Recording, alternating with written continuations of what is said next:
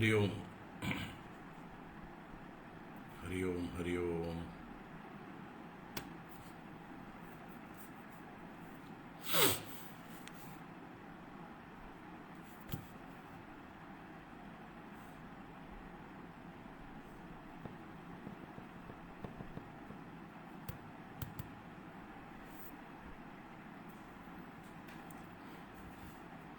നാരായണ.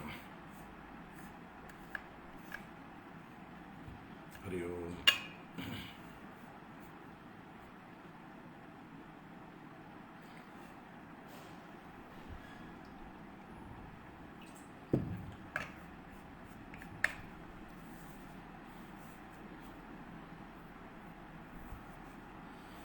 നാരായണ. ഓം.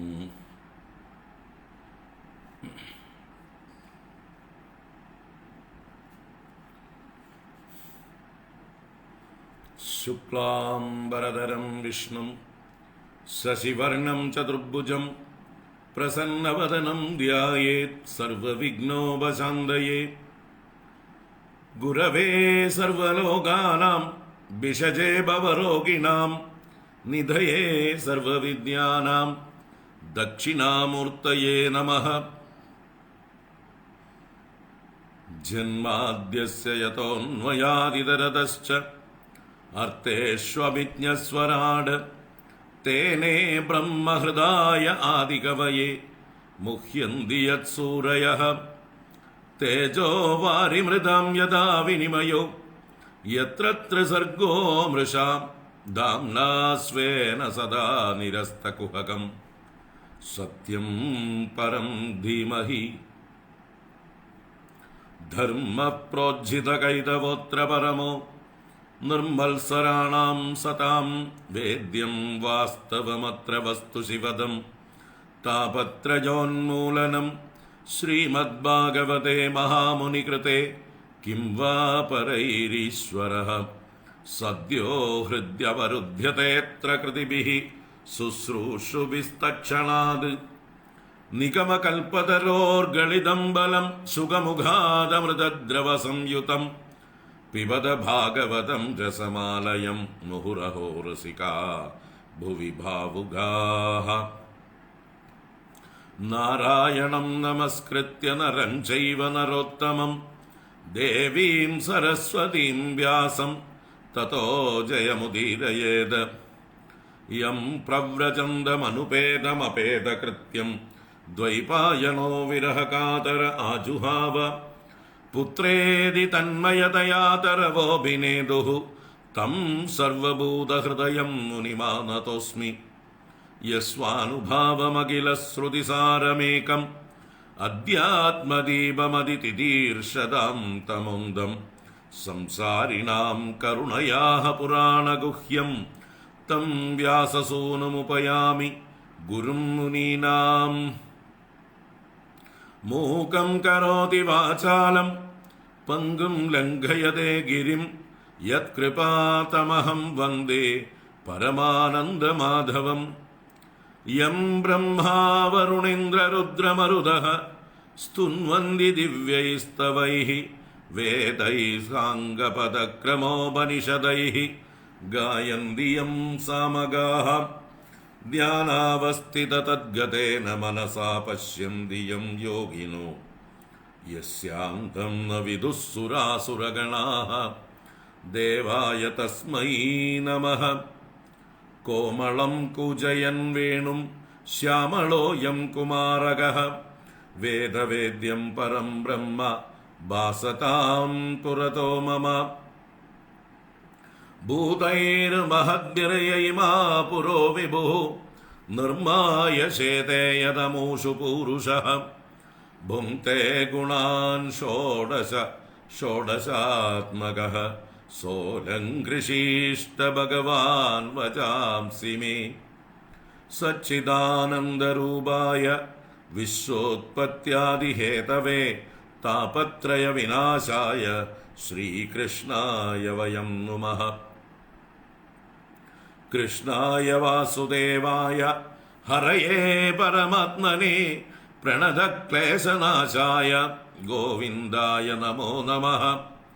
കൃഷ്ണായ വാസുദേവായ ദേവകീനന്ദനായ ച നന്ദഗോപകുമാരായ ഗോവിന്ദായ നമോ നമഃ. നമഃ പങ്കജനാഭായ നമഃ പങ്കജമാലിനി നമഃ പങ്കജനേത്രായ നമസ്തേ പങ്കജാംഗ്രയേ.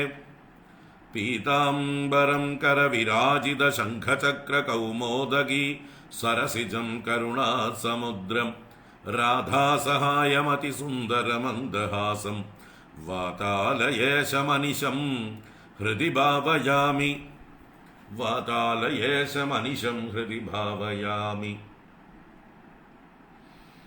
ഓം നമോ ഭഗവതേ വാസുദേവായ. ഓം ശ്രീകൃഷ്ണ പരമാത്മനേ നമഃ. ഓം നമോ നാരായണായ. ഓം നമഃ പരമഋഷിഭ്യോ നമഃ പരമഋഷിഭ്യഃ.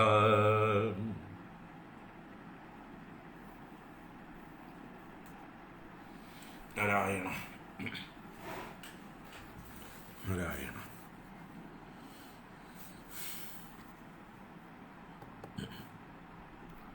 ഹരി ഓം ഹരി ഓം. എല്ലാവർക്കും നമസ്കാരം. എല്ലാവർക്കും ശുഭസായാഹ്നം, സുസ്വാഗതം. നാരായണ.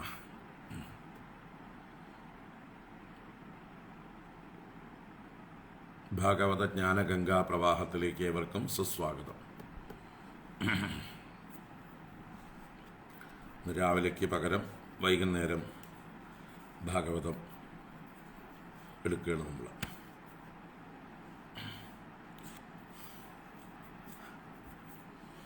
നാരായണ. ഭാഗവതം തൃതീയ സ്കന്ധത്തിലെ 15-ാം അധ്യായമാണ് നമ്മൾ കണ്ടുകൊണ്ടിരിക്കുന്നത്. സനകാദികളുടെ വൈകുണ്ഠഗമനം എന്ന ഭാഗം കഴിഞ്ഞ ക്ലാസ്സിൽ നമ്മൾ ചർച്ച ചെയ്തുകൊണ്ടിരിക്കുകയായിരുന്നു. വൈകുണ്ഠത്തെ വർണ്ണിച്ചു. ഇനി സനകാദികൾ വൈകുണ്ഠത്തിലേക്ക് പ്രവേശിക്കുന്ന ആ സമയത്ത് ജയവിജയന്മാരെ തടയുന്നതും ജയവിജയന്മാരെ സനകാദികൾ ശപിക്കുന്നതുമായിട്ടുള്ള രംഗങ്ങളൊക്കെ അടുത്ത് വരാനിരിക്കുന്നു. 25-ാം ശ്ലോകം വരെയാണ് കഴിഞ്ഞ ക്ലാസ്സിൽ എടുത്തത്. അപ്പോൾ 11 മുതൽ 25 വരെയാണ് കഴിഞ്ഞ ക്ലാസ്സിൽ എടുത്തത്. ആ ഭാഗം ഒന്ന് വായിക്കാം. 11 മുതൽ 25 പിന്നെ തുടർച്ചയായിട്ട് ഇന്നെടുക്കാനുള്ള ഭാഗവും നോക്കാം. ഓം നമോ ഭഗവതേ വാസുദേവായ. അഥ ശ്രീമദ്ഭാഗവതേ തൃതീയസ്കന്ധേ 15-ഓധ്യായഃ. മൈത്രേയ ഉവാച. സപ്രഹസ്യ മഹാബാഹോ ഭഗവാൻ ശബ്ദഗോചരഃ പ്രത്യാചഷ്ടാത്മഭൂർദേവാൻ പ്രീണൻ രുചിരയാ ഗിരാ. ബ്രഹ്മോവാച. മാനസാ മേ സുതായുഷ്മത്പൂർവജാ സനകാദയഃ ചേരുർവിഹായ സാ ലോകാൻ ലോകേഷു വിഗതസ്പൃഹാഃ. തയേകദാ ഭഗവതോ വൈകുണ്ഠസ്യാമലാത്മനഃ യയുർവൈകുണ്ഠനിലയം സർവലോകനമസ്കൃതം വസന്തി യത്ര പുരുഷാഃ സർവേ വൈകുണ്ഠമൂർത്തയഃ യേ അനിമിത്തനിമിത്തേന ധർമ്മേണാരാധയൻ ഹരിം. യത്ര ചാദ്യഃ പുമാനാസ്തേ ഭഗവാൻ ശബ്ദഗോചരഃ സത്വം വിഷ്ടഭ്യ വിരജം സ്വാനാം നോ മൃഡയൻ വൃഷഃ. യത്ര നൈശ്രേയസം നാമ വനം കാമദുഃഖൈർദ്രുമൈഃ സർവർത്തുഃ ശ്രീഭിർ വിഭ്രാജത് കൈവല്യമിവ മൂർത്തിമത്. വൈമാനികാ സലലനാശ്ചരിതാനി യത്ര ഗായന്തി ലോകശമലക്ഷപണാനി ഭർത്തുഃ. അന്തർജലെ അനുവികസൻ മധുമാധവീനാം ഗന്ധേന ഖണ്ഡിതധിയോപി അനിലം ക്ഷിപന്തഃ. പാരാവതാന്യഭൃതസാരസ ചക്രവാഗദാത്യൂഹ ഹംസശുഗതിത്തിരി ബർഹിണാം യഃ. കോലാഹലോ വിരമത്തെ അചിരമാത്രമുച്ചൈഃ ഭൃംഗാദിഭേ ഹരികഥാമിവ ഗായമാനേ. മന്ദാരകുന്ദകുരവോത്പല ചമ്പകാർണ പുന്നാഗനാഗബകുളാംബുജ പാരിജാതാഃ. ഗന്ധേർച്ചിതേ തുളസികാഭരണേന തസ്യ യസ്മിൻ തപസ്സു മനസോ ബഹുമാനയന്തി. യൽ സങ്കുലം ഹരിപദാനതിമാത്ര ദൃഷ്ടൈഃ വൈഡൂര്യമാരകത ഹേമമയൈർവിമാനൈഃ യേഷാം ബൃഹത്കടിതടാസ്മിതശോഭിമുഖ്യഃ കൃഷ്ണാത്മനാം നരജ ആദതുരുസ്മയാദ്യൈഃ ശ്രീരൂപിണീ ക്വണയതി ചരണാരവിന്ദം ലീലാംബുജേന ഹരിസദ്മനിമുക്തദോഷാ സംലക്ഷ്യത്തെ സ്ഫടികകുഡ്യ ഉപേതഹെംനി സമ്മാർജതീവ യദനുഗ്രഹണേന്യയത്നഃ വാബീഷു വിദ്രുമതടാസു അമലാമൃതാപ്സു പ്രേഷ്യാന്വിതാനി ച വനേ തുളസീഭിരീശം അഭ്യർച്ചതി സ്വളകമുന്ന സമീക്ഷ്യ വക്രം ഉച്ഛേഷിതം ഭഗവതേത്യമദാംഗയശ്രീഃ യന്നവ്രജന്ത്യകപിതോ രചനാനുവാദാത് ശൃണ്വന്തിയേന്യവിഷയാ കുകദാമതിഗ്നീഃ യാസ്തു ശ്രുതാ ഹതഭഗൈർനൃഭിരാപ്തസാരാः താൻ താൻ ക്ഷിപന്ത്യശരണേഷു തമസ്സു ഹന്ത യേഭ്യർത്ഥിതാമപി ച നോ നൃഗതിം പ്രപന്നാഃ ജ്ഞാനം ച തത്വവിഷയം സഹ ധർമ്മയത്ര നാരാധനം ഭഗവതോ വിതരന്ത്യമുഷ്യ സമ്മോഹിതാ വിതതയാ ബദമായയാ തേ യച്ഛ വ്രജന്ത്യനിമിഷാം വൃഷഭാനുവൃത്യ ദൂരേ യമാഹ്യുപരിണ സ്പൃഹണീയശീലാഃ ഭർത്തുർമിതസുയശസ കഥനാനുരാഗവൈക്ലഭ്യബാഷ്പകലയാ പുളകീകൃതാംഗാഃ തൽവിശ്വകുർവതി കൃതം ഭുവനൈകവന്ദ്യം ദിവ്യം വിചിത്ര വിപുദാഗ്രവിമാനശോചിഃ ആപുഃ പരാം മുദമ അപൂർവമുപേത്യ യോഗമായാബലേന മുനയസ്തതതോ വികുണ്ഠം തസ്മിന്നദീത്യ മുനയഃ ഷണസജ്ജമാനാഃ കക്ഷാസമാനവയസൗ അധസപ്തമായാം ദേവൗ അചക്ഷത ഗൃഹീതഗതൗ പരാർദ്യകേയൂരകുണ്ടലകിരീടവിഡംഗവേഷൗ മത്തദ്വിരേപവനമാലികയാ നിവീതൗ വിന്യസ്തയാ അസിതചതുഷ്ടയ ബാഹുമധ്യേ വക്ത്രം ബ്രുവാകുടിലയാ സ്ഫുടനിർഗമാഭ്യാം രക്തേക്ഷണേന ച മനാഗ്രപസം ദധാനൗ ദ്വാര്യേതയോർ നിവിവിശുർമിഷതോരപൃഷ്ട്വാ പൂർവാ യഥാ പുരടവജ്രകവാടികായാഃ സർവത്ര തേ അവിഷമയാ മുനയഃ സ്വദൃഷ്ട്യാ യേ സഞ്ചരന്ത്യവിഹതാ വിഗതാഭിശങ്കാഃ താൻ വീക്ഷ്യ വാദരസനാൻ ചതുരകുമാരാൻ വൃദ്ധാൻ ദശാർദ്ധവയസോ വിദിതാത്മതത്വാൻ വേത്രേണ ചാസ്കലയതാം അതദർഹണാൻ തൗ തേജോ വിഹസ്യ ഭഗവൽ പ്രതികൂലശീലൗ താഭ്യാം മിഷത്സു അനിമിഷേഷു നിഷിദ്യമാനാഃ സ്വർഹത്തമാഹ്യഭിഹരേഃ പ്രതിഹാരപാഭ്യാം ഊജുസുഹൃത്തമതിദൃക്ഷിതഭംഗൈഷത് കാമാനുജേന സഹസാത ഉപപ്ലുതാക്ഷാഃ മുനയ ഊജുഃ കോ വാം ഇഹൈത്യ ഭഗവൽ പരിചര്യയോച്ചൈഃ തദ്ധർമ്മിണാം നിവസതാം വിഷമസ്വഭാവഃ തസ്മിൻ പ്രശാന്ത പുരുഷേ ഗതവിഗ്രഹേ വാം കോ വാത്മവത് കുഹകയോ പരിശങ്കനീയഃ നഹ്യന്തരം ഭഗവതീഹ സമസ്തകുക്ഷൗ ആത്മാനമാത്മനി നവോ നഭസീവ ധീരാഃ പശ്യന്തി യത്ര യുവയോ സുരലിംഗിനോ കിം വ്യുത്പാദിതം ഹ്യുദരഭേദി ഭയം യതോസ്യ തൽവാം അമുഷ്യ പരമസ്യ വികുണ്ഠഭർത്തുഃ കർത്തും പ്രകൃഷ്ടമിഹ ധീമഹി മന്ദദീഭ്യാം ലോകാനിതോ വ്രജതം അന്തരഭാവദൃഷ്ട്യാ പാപീയസസ്ത്രയൈമേരിപവോസ്യ യത്ര തേഷാം ഇതീരിതമുപൗ അവധാര്യ ഘോരം തം ബ്രഹ്മദണ്ഡമനിവാരണമസ്ത്രപൂഗൈഃ സദ്യോ ഹരേരനുചരൗ ഉരുബിഭ്യതസ്തത്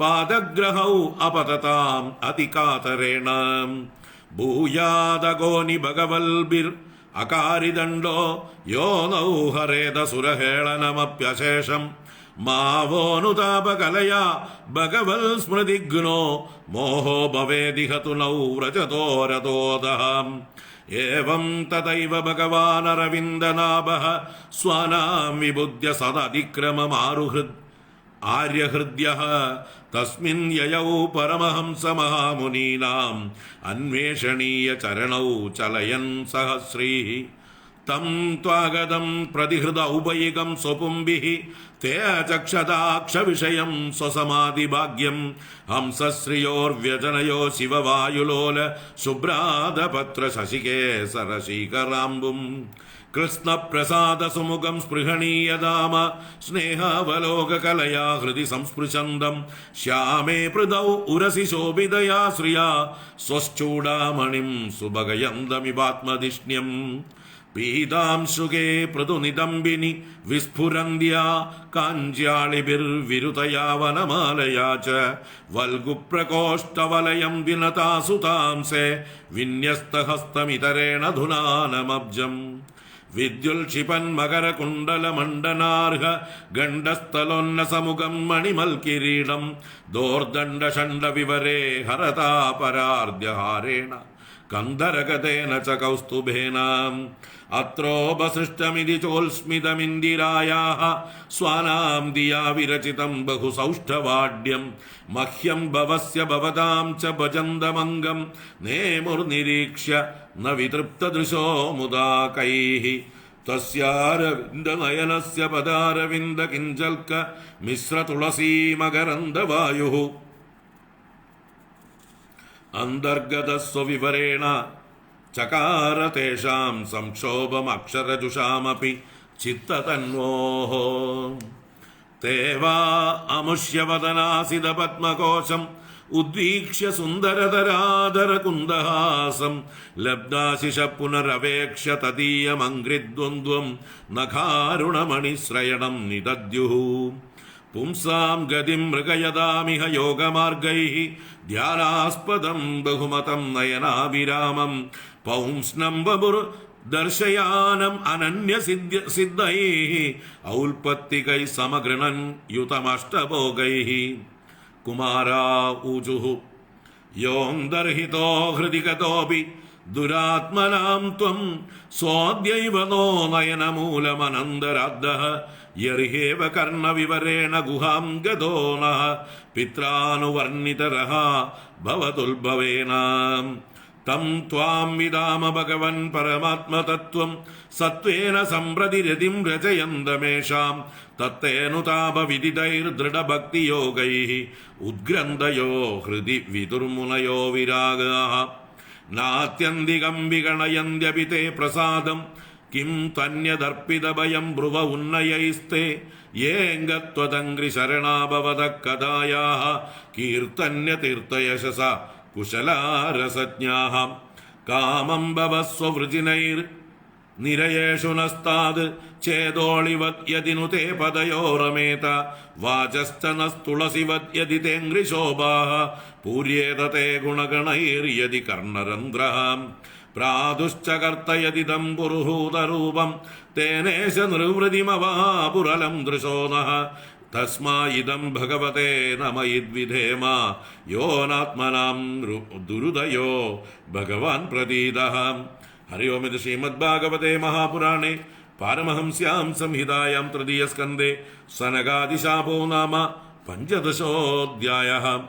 സർവത്ര ഗോവിന്ദനാമ സങ്കീർത്തനം. ഗോവിന്ദ ഗോവിന്ദ. നാരായണാഖില ഗുരോ ഭഗവൻ നമസ്തേ. നാരായണാഖില ഗുരോ ഭഗവൻ നമസ്തേ. നാരായണാഖില ഗുരോ ഭഗവൻ നമസ്തേ.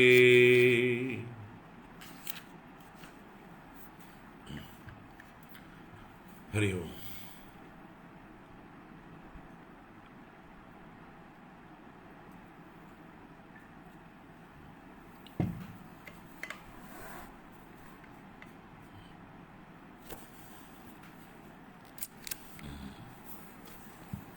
നാരായണ.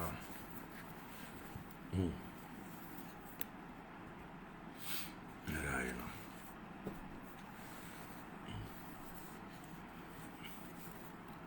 അപ്പോൾ കഴിഞ്ഞ ക്ലാസ്സിൽ സനകാദികളുടെ വൈകുണ്ഠ യാത്ര, ആ വൈകുണ്ഠം സനകാദികൾ കണ്ടതായിട്ടുള്ള വൈകുണ്ഠത്തിൻ്റെ വർണ്ണനയും കണ്ടു നമ്മൾ. ഇതാരോടാ പറയുന്നത്? ബ്രഹ്മദേവൻ ദേവന്മാരോട് പറയുന്നതായിട്ടാണ് മൈത്രേയ മഹർഷി വിതുരന് പറഞ്ഞു കൊടുക്കുന്നത്. കാരണം ദിതിയുടെ ഗർഭം 100 കൊല്ലത്തോളം അടക്കി പിടിച്ചതായിട്ടുള്ള സമയത്ത് ലോകം മുഴുവൻ അന്ധകാരപൂർണമായി ഒരു വല്ലാത്തൊരു ഭയാനകമായിട്ടുള്ള അവസ്ഥയായിരുന്നു. എല്ലാവരുടെയും ശക്തി ക്ഷയിക്കുന്നതായിട്ടുള്ളൊരവസ്ഥ. അപ്പോഴാണ് ദേവന്മാർ ബ്രഹ്മദേവനെ സമീപിച്ചുകൊണ്ട് സ്തുതിച്ചുകൊണ്ട് എന്താണ് ലോകത്തിന് പറ്റിയിരിക്കുന്നത്, ഈ ഒരു ആപത്ത് പോലൊരു അവസ്ഥ എങ്ങനെ ഉണ്ടായി എന്ന് അവർ ശങ്കയോടുകൂടി വന്ന് അവതരിപ്പിച്ചത് കണ്ടു. അപ്പോൾ ദിതിയുടെ ഗർഭമാണ് അതിന് കാരണം എന്ന് അവർ തന്നെ സൂചിപ്പിച്ചു. അപ്പോൾ ആ ദിതിയുടെ ഗർഭം എങ്ങനെയാണ്, ആരാണ് അതിനകത്ത് എന്ന് പറയാൻ വേണ്ടിയിട്ടാണ് ബ്രഹ്മദേവൻ ദേവന്മാരോടായിക്കൊണ്ട് ജയവിജയന്മാര് സനകാദികളുടെ ശാപം കൊണ്ട് ഈ ദിതിയുടെ ഗർഭത്തിൽ വന്നിരിക്കുകയാണ്. അവരുടെ സ്വഭാവം അസുര സ്വഭാവം പോലെ ആവാനുള്ള കാരണം അവർ ഭഗവാനോട് വിരോധം വെച്ച് പുലർത്തുന്നത് കൊണ്ടാണ് എന്നുള്ള ആ ആശയങ്ങളെ അവതരിപ്പിക്കുകയാണ്. ഇപ്പം നമ്മൾ ഇന്നലെ കണ്ടത് ആ മറ്റേ സനകാദികളുടെ വൈകുണ്ഠയാത്ര, സർവലോകങ്ങളാലും നമസ്കരിക്കപ്പെടുന്ന ആ വൈകുണ്ഠത്തിലേക്ക് ഒരിക്കൽ ഈ സനകാദികൾ പോയി എന്ന് പറഞ്ഞിട്ടാണ് വൈകുണ്ഠ വർണ്ണന പറയുന്നത്. എവിടെയാണോ വൈകുണ്ഠമൂർത്തികളായിരിക്കുന്ന പുരുഷന്മാരുള്ളത്, യാതൊരു കാരണവും ഇല്ലാതെ ഹേതുവില്ലാതെ ഭഗവാനെ ഭജിച്ചതിൻ്റെ ഫലമായിട്ടാണ് ഈ ലോകത്തിൽ എത്തിപ്പെടുന്നത്. നിഷ്കാമമായ ഭക്തി കൊണ്ട്, അൺകണ്ടീഷണലായിരിക്കുന്ന ഡിവോഷൻ കൊണ്ടേ ഈ ലോകത്ത് എത്തിച്ചേരുള്ളൂ. എവിടെയാണോ ശബ്ദഗോചരനായ ആദ്യനായ പുരുഷനായ ഭഗവാൻ ഇരിക്കുന്നത്, എങ്ങനെ രജോ ഗുണം നീങ്ങിയതായിട്ടുള്ള ശുദ്ധമായ സത്വഗുണത്തോടുകൂടി തനിക്ക് വേണ്ടപ്പെട്ടതായിട്ടുള്ള ആളുകളെ കാമപൂർത്തി വരുത്തുന്നവനും സന്തോഷിപ്പിക്കുന്നവനുമായിട്ട് ആ വൈകുണ്ഠത്തിൽ ഇരിക്കുന്നു. ആ വൈകുണ്ഠത്തിൽ നൈശ്രേയസം എന്ന് പറയുന്ന ഒരു ഉദ്യാനമുണ്ട്, വനമുണ്ട്. അവിടെ എന്തും ആഗ്രഹിച്ചാൽ നൽകുന്ന വൃക്ഷങ്ങൾ നിറഞ്ഞിരിക്കുന്നു. അതുപോലെ എല്ലാ ഋതുക്കളിലുമുള്ളതായിട്ടുള്ള ഐശ്വര്യം നിറഞ്ഞിരിക്കുന്നതാണ്. മൂർത്തിമത്തായ കൈവല്യം പോലെ ഇരിക്കുന്ന ആ വൈകുണ്ഠം, അവിടുത്തെ നിശ്രേയസം എന്ന വനവും. അവിടെ വിമാനങ്ങളിൽ വന്നിരിക്കുന്നതായിട്ടുള്ള സിദ്ധന്മാരും അതുപോലെ ദേവന്മാരും ഒക്കെ ഉണ്ട്, അവരുടെ ഭാര്യമാരോടുകൂടെ. ആ ഭഗവാന്റെ യശസ്സിനെ കുറിച്ച്, ലോകത്തിൻ്റെ പാപങ്ങളെ നശിപ്പിക്കുന്ന ഭഗവാന്റെ കീർത്തിയെക്കുറിച്ച് അവർ പാടിക്കൊണ്ടിരിക്കുന്നു. അവിടെ ആ സുന്ദരികളുടെ സുഗന്ധം പ്രസരിക്കുന്നുണ്ട്. എങ്കിലും അതിലൊന്നും ശ്രദ്ധയില്ലാതെ, സുഖഭോഗങ്ങളിലൊന്നും ഭ്രമിക്കാതെ അവിടെ വന്നിരിക്കുന്നവരെല്ലാം ഭഗവാനെ സ്തുതിക്കുകയാണ് ചെയ്യുന്നത്. അവിടെയുള്ള ജലാശയത്തിൽ അനേക തരത്തിലുള്ളതായിട്ടുള്ള പക്ഷികൾ, അതുപോലെ മറ്റ് വനത്തിൽ വളരുന്ന പക്ഷികൾ, പ്രാവുകൾ, കുയിലുകൾ, സാരസങ്ങൾ, ചക്രവാകങ്ങൾ, ദാത്യൂഹം അഥവാ ചാതകം, ഹംസങ്ങൾ, ശുഗങ്ങൾ, തിത്തിരി പക്ഷി, ബർഹികൾ അഥവാ മയിലുകൾ മുതലായവയുടെ കോലാഹലങ്ങൾ മുഴങ്ങുന്നുണ്ട്. ഇടയ്ക്ക് വണ്ടുകൾ മൂളുമ്പോൾ ഹരികഥ പാടുന്നത് പോലെയുണ്ട്. ആ സമയത്ത് കുറച്ചു നേരം മാത്രം മറ്റു പക്ഷികളൊക്കെ നിശബ്ദരായി ഈ വണ്ടുകൾ പാടുന്ന ഹരികഥയെ കേൾക്കുന്നത് പോലെ നിൽക്കും. ആ വൈകുണ്ഠത്തിലെ ഉദ്യാനത്തിൽ എല്ലാതരം നല്ല വൃക്ഷങ്ങളും സസ്യജാലങ്ങളും ഒക്കെ ഉണ്ട്. നല്ല പൂച്ചെടികളൊക്കെ ഉണ്ട്. മന്ദാരം, കുന്തം, കുരബം, ഉത്പലം, ചമ്പകം, അർണം, പുന്നാകം, നാഗം, ബകുളം, അംബുജം, പാരിജാതം മുതലായ സസ്യജാലങ്ങളുണ്ട്. പുഷ്പവൃക്ഷങ്ങളുണ്ട്. ആ തുളസികാഭരണനായ ഭഗവാനാൽ തുളസിയുടെ ഗന്ധത്തെ ബഹുമാനിക്കുമ്പോൾ ആ തുളസിയുടെ തപസ്സിനെ കുറിച്ച് മറ്റു പുഷ്പങ്ങളെല്ലാം, മറ്റ് വൃക്ഷങ്ങളെല്ലാം ബഹുമാനിക്കുന്നു. കാരണം ഭഗവാന്റെ ആദരവ് പിടിച്ചു പറ്റിയത് ഈ തുളസിയാണ്. അതിന് കാരണം തുളസിയുടെ തപസ്സാണ്. ആ തപസ്സിനെയാണ് അവർ ബഹുമാനിക്കുന്നത്. അതുപോലെ അവിടെ സുന്ദരികളായിട്ടുള്ള സ്ത്രീകളൊക്കെ ഉണ്ട്. അവരുടെ ഭാവഹാവാദികളെ കൊണ്ടൊന്നും അവിടെ വന്നു ചേർന്നിട്ടുള്ള ആളുകളുടെ മനസ്സിന് യാതൊരു ഇളക്കവും സംഭവിക്കുന്നില്ല. കാരണം എല്ലാവരും കൃഷ്ണാത്മാക്കളാണ്, അല്ലെ? കൃഷ്ണാത്മനാം ന രജ ആദതു ഉത്സ്മയാദ്യൈഹി. കൃഷ്ണാത്മാക്കളായതുകൊണ്ട് അവരുടെ മനസ്സിനൊന്നും ഇളക്കം ഉണ്ടായില്ല എന്ന് പറയാം. പിന്നെ അവിടെ ലക്ഷ്മി ദേവി കയ്യിൽ താമരയും കളിത്താമരയും പിടിച്ചുകൊണ്ടിങ്ങനെ നടക്കുന്നത് കാണുമ്പോൾ, ആ ചുമരുകളിൽ, സ്ഫടികം കൊണ്ടുള്ള ചുമരുകളിൽ പ്രതിഫലനം കാണുമ്പോൾ ലക്ഷ്മി ദേവി അവിടുത്തെ തൂപ്പുകാരിയാണ് എന്ന് തോന്നിപ്പോകും. പൊടി തട്ടിക്കൊണ്ട് നടക്കുന്നതായിട്ടുള്ള ഒരു ഭാവമാണ് ആ ചുമരിലെ നിഴലുകളിൽ കാണുന്നത്. അതുപോലെ ആ ലക്ഷ്മി ദേവിയുടെ തന്നെ പ്രതിബിംബം നല്ല മനോഹരമായിട്ട് അവിടെയുള്ള തടാകങ്ങളിൽ, ജലാശയങ്ങളിലൊക്കെ കാണുന്നു. അത് കണ്ട് ലക്ഷ്മി ദേവി തന്നെ സ്വയം ഇങ്ങനെ വിചാരിക്കുന്നു, ഭഗവാൻ എന്നെ ചുംബിച്ചു എന്ന് തോന്നുന്നു എന്നിങ്ങനെ സൗന്ദര്യം വർദ്ധിച്ചവളായിട്ട് ലക്ഷ്മി സ്വയം കാണുന്നു എന്നർത്ഥം. തന്നെ പരിചരിക്കുന്നതായിട്ടുള്ള ആളുകളോടുകൂടി ലക്ഷ്മി ദേവി അവിടെ സഞ്ചരിക്കുന്നു. 23-ാം ശ്ലോകത്തിൽ ആരൊക്കെയാണ് അവിടേക്ക് പോകാത്തത് എന്ന് പറഞ്ഞു. ഭഗവാന്റെ കഥകൾ അല്പം പോലും കേൾക്കാതെ അന്യവിഷയങ്ങളിലേക്ക് മനസ്സ് വയ്ക്കുന്നതായിട്ടുള്ള ആളുകൾ ഒരിക്കലും അവിടേക്ക് പോകുന്നില്ല. അവർക്കുള്ളത് പ്രത്യേകമായിട്ടുള്ള നരകങ്ങളാണ്, അന്ധകാരപൂർണമായിട്ടുള്ള നരകങ്ങളിലേക്ക് പതിക്കുന്നു എന്ന് 23-ാമത്തെ ശ്ലോകത്തിൽ പറഞ്ഞു.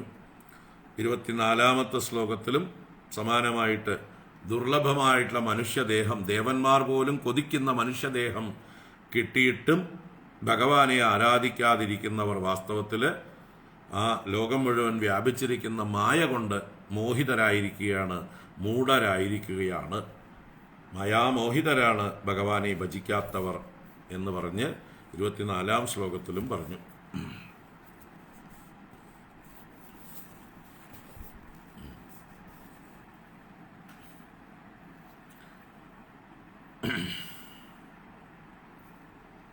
ആ വൈകുണ്ഠത്തിലേക്ക് അവർ പ്രവേശിക്കുന്നതായിട്ട് പറയുകയാണ് 25 മുതലുള്ള ശ്ലോകങ്ങളിൽ. യച്ഛവ്രജന്ത്യ നിമിഷാം ഋഷഭാനുവൃത്യ ദൂരേഹമാഹ്യുപരിണസ്പൃഹണീയശീലാഃ ഭർത്തുരുമിത സുയശസ കഥനാനുരാഗവൈക്ലബ്യബാഷ്പകലയാ പുളകീകൃതാംഗാഃ. ഈ വൈകുണ്ഠത്തിൽ ആരാണ് പ്രവേശിക്കുന്നത് എന്ന് പറയുന്നു. യദ്ച വ്രജന്തി, ആരാണ്? അനിമിഷാം ഋഷഭാനുവൃത്യ ദൂരേഹമാഹ, ആ ദേവന്മാരിൽ വെച്ച് ശ്രേഷ്ഠനായിരിക്കുന്ന ഭഗവാന്റെ അനുവൃത്തി, ഭഗവാന്റെ കഥകളൊക്കെ നിരന്തരം കേട്ടും പറഞ്ഞും കൊണ്ട് അഹമാ ദൂരെ, അവരുടെ അഹങ്കാരം ദൂരെ പോയവർ, അഹങ്കാരത്തിൽ നിന്ന് വേറിട്ടവരും ദേവന്മാരുടെയും ഉപരിയുള്ള മുക്തന്മാരുടെ സ്ഥാനത്തെ ആഗ്രഹിക്കുന്നവരുമായിട്ടുള്ള ആ ഭഗവാന്റെ യശസ്സിനെ അന്യോന്യം കഥനം ചെയ്തുകൊണ്ട് അതിൽ ആ ഭഗവാനോടുള്ള അനുരാഗ കൊണ്ട് പരവശരായി ധാരയായി കണ്ണുനീർ വാർത്തുകൊണ്ടും ശരീരം രോമാഞ്ചത്തോടു കൂടിയവരുമായിട്ട് ഉള്ളവർ, അങ്ങനെ ഭഗവാന്റെ കഥ പറയുകയും കേൾക്കുകയും ചെയ്യുമ്പോൾ കണ്ണുനീരും രോമാഞ്ചവും ഉണ്ടാകുന്ന ആളുകൾ ആ വൈകുണ്ഠത്തിലേക്ക് പ്രവേശിക്കുന്നു. അപ്പോൾ ഭഗവാന്റെ കഥ കേൾക്കുമ്പോൾ അതിൽ രമിക്കാൻ കഴിയണം, അതിൽ താല്പര്യമുണ്ടാകണം, ആഭിമുഖ്യമുണ്ടാകണം. എങ്കിൽ മാത്രമേ, അങ്ങനെയുള്ളവർക്ക് മാത്രം പ്രവേശിക്കാൻ പറ്റുന്ന സ്ഥാനമാണ് വൈകുണ്ഠം എന്ന് പറഞ്ഞുകൊണ്ടാണ് നമ്മൾ കഴിഞ്ഞ ക്ലാസ്സിൽ നിർത്തിയത്. തുടർന്ന് നമുക്ക് ആ വൈകുണ്ഠത്തിലേക്ക് സനകാദികൾ പ്രവേശിക്കുന്നതിനെ കുറിച്ച് പറയുന്നു. തദ്വിശ്വഗുരുവധികൃതം ഭുവനൈകവന്ദ്യം ദിവ്യം വിചിത്ര വിബുധാഗ്ര വിമാനശോചി ആപുഃ പരാമുദമപൂർവമുപേത്യ യോഗമായാബലേന മുനയസ്തതോ വികുണ്ഠം. തദ്വിശ്വഗുരുവധികൃതം ഭുവനൈകവന്ദ്യം ദിവ്യം വിചിത്ര വിബുധാഗ്ര വിമാനശോചി ആപുഃ പരാമുദമപൂർവമുപേത്യ യോഗമായാബലേന മുനയസ്തതോ വികുണ്ഠം.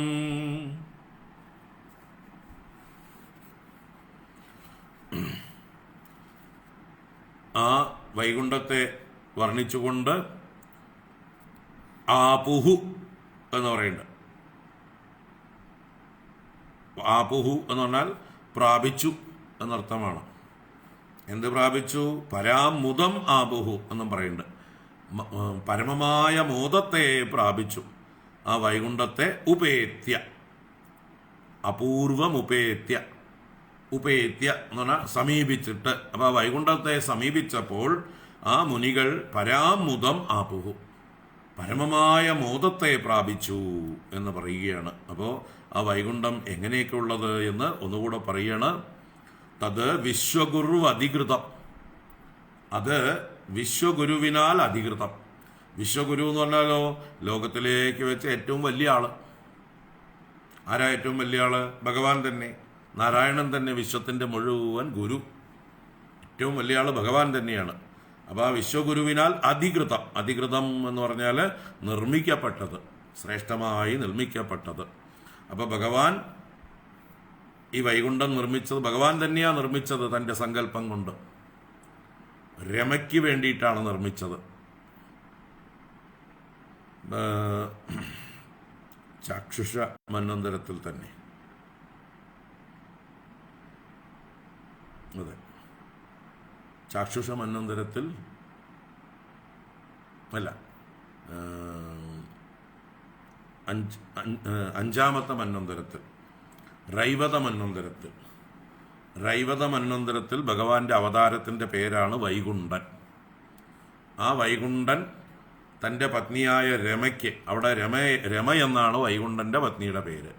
ആ രമയ്ക്ക് ക്രീഡിക്കാൻ വേണ്ടി, രസിക്കാൻ വേണ്ടി, സന്തോഷിക്കാൻ വേണ്ടി വൈകുണ്ഠൻ തന്നെ നിർമ്മിച്ചു കൊടുത്ത സ്ഥാനമാണ് വൈകുണ്ഠം. അതാണ് ഇവിടെ വിശ്വഗുരു അധികൃതം.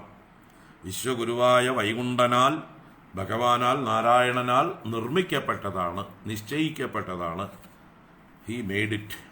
അപ്പോൾ വിശ്വഗുരു അധികൃതം ഭുവനൈക വന്ദ്യം, ലോകങ്ങളാൽ മുഴുവൻ, എല്ലാ ലോകത്തിലുള്ളവരും ഒരുപോലെ വന്ദിക്കുന്നത്, ഏകവന്ദ്യം.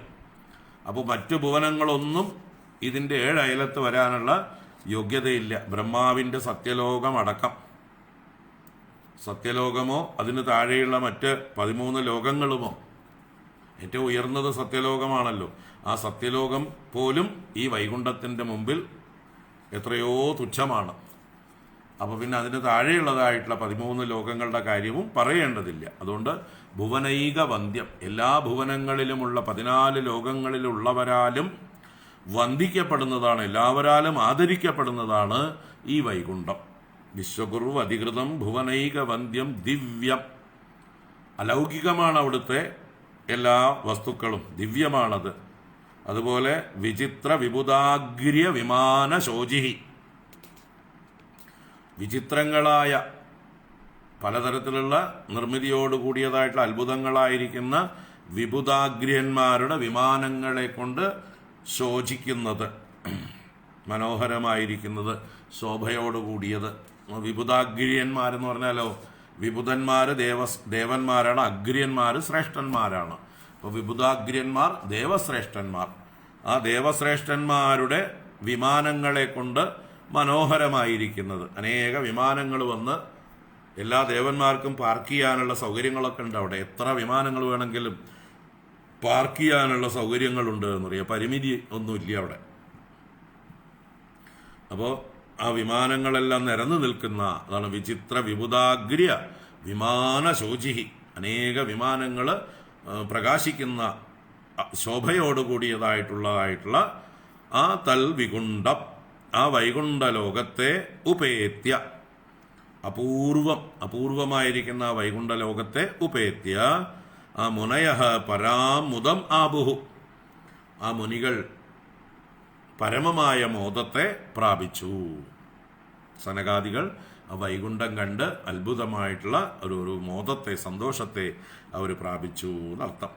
തദ് വിശ്വഗുരുവധികൃതം ഭുവനൈക വന്ദ്യം ദിവ്യം വിചിത്ര വിബുധാഗ്ര്യ വിമാനശോചിഹി ആബുഃ പരാമുദമപൂർവമുപേത്യ യോഗമായാ ബലേന മുനയസ്തതോ വികുണ്ഠം. ആ വൈകുണ്ഠത്തിൽ 7 പ്രാകാരങ്ങളുണ്ട്, 7 കോട്ടമതിലുകൾ പോലെ. അതിൽ 6 സനകാദികൾ ഒരു പ്രയാസവും കൂടാതെ ആരും തടയാതെ സ്വച്ഛന്തം പ്രവേശിച്ചു. എന്നാൽ 7ാമത്തതിൽ വന്നപ്പോഴാണ് ഈ ജയവിജയന്മാരെന്ന കാവൽക്കാർ അവിടെ നിൽക്കുന്നത്. അവരാണ് ഇവരെ തടയുന്നത്. അപ്പോൾ അതിനെക്കുറിച്ച് ജയവിജയന്മാരെ കാണുന്നതാണ് ഈ 27ാമത്തെ ശ്ലോകം. തസ്മിന്നദീത്യ മുനയഃ ഷഡ് അസജ്ജമാനാഃ കക്ഷാ സമാനവയസൗ അധ സപ്തമായാം ദേവൗ അചക്ഷത ഗൃഹീതഗതൗ പരാർദ്യ കേയൂര കുണ്ടല കിരീട വിടംഗവേഷൗ. തസ്മിന്നദീത്യ മുനയഃ ഷഡസജ്ജമാനാഃ കക്ഷാ സമാനവയസാവത സപ്തമായാം ദേവാവചക്ഷത ഗൃഹീതഗതൗ പരാർദ്യ കേയൂര കുണ്ടല കിരീട വിടംഗവേഷൗ. സനകാദികൾ 2 പേരെ കണ്ടു. എവിടെ കണ്ടു എന്നുള്ളതിനെയാണ് ഇവിടെ വർണ്ണിക്കുന്നത്. അവരുടെ വേഷം എന്തായിരുന്നു, ആ കണ്ടവരുടെ രൂപം എന്തായിരുന്നു എന്നൊക്കെയാണ് പറയുന്നത്. അപ്പോൾ 7ാമത്തെ ദ്വാരത്തിൽ അത് പറയുന്നത് എവിടെയാ? ഷഡ് അസജ്ജമാനാഹ. ഷട്ട് 6 കഴിഞ്ഞു. ഷട്ട് എന്ന് പറഞ്ഞാൽ 6ആണ്. അവിടെയൊന്നും അവർക്ക് യാതൊരു ഒട്ടലും ഉണ്ടായില്ല. അസജ്ജമാനാഹ, അവിടെ സജ്ജമാനന്മാരായില്ല. അവർ സജ്ജന്മാരെന്ന് പറഞ്ഞാൽ അവിടെ ഏതെങ്കിലും തരത്തിൽ തടസ്സമോ ഒട്ടലോ ആരെങ്കിലും അവരെ തടഞ്ഞു നിർത്തുക ഒന്നും ഉണ്ടായില്ല. ഒരു വിഷമവും കൂടാതെ 6 കവാടങ്ങളും ഗോപുരങ്ങളും കടന്നു വന്നു. അതാണ് തസ്മിൻ. തസ്മിൻ എന്ന് പറഞ്ഞാൽ അവിടെ, ആ വൈകുണ്ഠത്തിൽ, മുനയഃ ആ സനകാദി മുനികൾ, ഷഡ് കക്ഷാഹ എന്ന് പറയുന്നുണ്ട്. ആ കക്ഷാഹ എന്ന 2ാമത്തെ വരിയിൽ ഉണ്ട്. എന്താണ് ഈ കക്ഷാഹ എന്ന് പറഞ്ഞാൽ? കക്ഷങ്ങൾ എന്ന് പറഞ്ഞാൽ, കക്ഷ്യകൾ എന്ന് പറഞ്ഞാൽ സെക്ഷൻസ് എന്നാണ് അർത്ഥം. എങ്ങനെയാ സെക്ഷൻസ് ആക്കിയിരിക്കുന്നത്? പ്രാകാരങ്ങളെ കൊണ്ട്. അപ്പോൾ 1ാം പ്രാകാരം കഴിഞ്ഞാൽ അടുത്ത കക്ഷ, അടുത്ത 2ാമത്തെ പ്രാകാരം കഴിഞ്ഞാൽ അടുത്ത കക്ഷ, ഇടനാഴികൾ, മുറികൾ, ഇതിനെയൊക്കെയാണ് കക്ഷകൾ എന്ന് പറയുക. അപ്പോൾ നമ്മുടെ സ്കൂളിലാണെങ്കിൽ കക്ഷ എന്ന് പറഞ്ഞാൽ ക്ലാസ് റൂം എന്നർത്ഥമാണ്. എത്രാമത്തെ, ഏത് കക്ഷയിലാണ് പഠിക്കണതെന്ന് ചോദിച്ചാൽ എത്രാമത്തെ സ്റ്റാൻഡേർഡിലാണ് പഠിക്കണത് എന്നർത്ഥമാണ്. അപ്പോൾ കക്ഷ എന്നുള്ളത് ഡിവിഷനെ സൂചിപ്പിക്കുന്നതാണ്, വിഭജിക്കുന്നത്. അപ്പോൾ ഇവിടെ ഷഡ് കക്ഷാഹ അസജ്ജമാനാഹ എന്നെടുക്കണം. 6 കക്ഷകളെ ഒട്ടലില്ലാതെ, തടസ്സം കൂടാതെ, യാതൊരു തരത്തിലുള്ള ഒരു പ്രതിരോധമോ ഒന്നും എവിടെ ഉണ്ടായില്ല, കടന്നു വന്നു. ആരും അവരെ തടഞ്ഞില്ല എന്നർത്ഥം. അപ്പോൾ തസ്മിൻ അസജ്ജമാനാഹ മുനയഃ ഷഡ്കക്ഷാഹ അദീത്യ, 6 കക്ഷകളെ അതിക്രമിച്ചിട്ട് അഥവാ കടന്നു വന്നിട്ട്, അത് സപ്തമായാം, പിന്നീട് 7ാമത്തെ കക്ഷയിലേക്ക് വന്നപ്പോൾ, 7ാമത്തെ ഗോപുരത്തിലേക്ക് വന്നപ്പോൾ, സമാനവയസൗ ഗൃഹീതഗതൗ പരാർദ്യകേയൂര കുണ്ടല കിരീട വിടംഗവേഷൗ ദേവൗ അചക്ഷത. അചക്ഷത, അചക്ഷത എന്ന് പറഞ്ഞാൽ കണ്ടു എന്നാണ്. ആരെ കണ്ടു? ദേവൗ, 2 ദേവന്മാരെ കണ്ടു. ദിവ്യന്മാരാണ് അവര്. ആരെയാണ്? ഈ ജയവിജയന്മാരെയാണ് ഇവിടെ ഉദ്ദേശിച്ചിരിക്കുന്നത്. മനോഹരന്മാരായിട്ടുള്ള 2 ദേവന്മാരെ കണ്ടു എന്ന് പറയുന്നത്. അപ്പോൾ അവര് എങ്ങനെയുള്ളവരാണ് എന്ന് പറയുകയാണ്.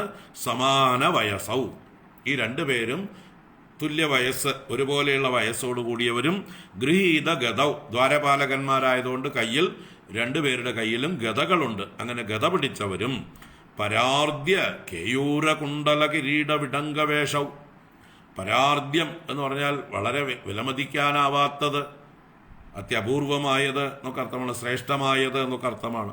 അങ്ങനെയുള്ള കേയൂരം, തോൾവളകൾ, കുണ്ടലം, കാതിലെ അലങ്കാരങ്ങൾ, കിരീടം, അങ്ങനെയുള്ള മനോഹരമായ വിടംഗവേഷം എന്ന് പറഞ്ഞാൽ മനോഹരമായ വേഷത്തോടു കൂടിയവരായിട്ടുള്ള 2 ദേവന്മാരെ കണ്ടു എന്നർത്ഥം.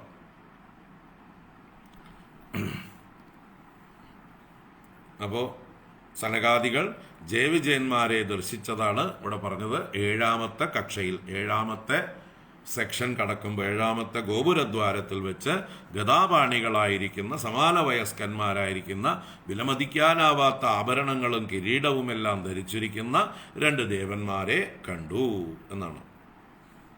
പിന്നീട് എന്തുണ്ടായി? തസ്മിന്നദിത്യമുനയ ഷഡസജ്ജമാനാഃ കക്ഷാ സമാനവയസാവത സപ്തമായാം ദേവാവചക്ഷത ഗൃഹീതഗതൗ പരാർദ്ധ്യകയോരകുണ്ടല കിരീട വിടംഗവേഷൗ. ദിവചനമായതുകൊണ്ട് എല്ലാം ഔ ഔ ഔ എന്ന് അവസാനിക്കുന്നു.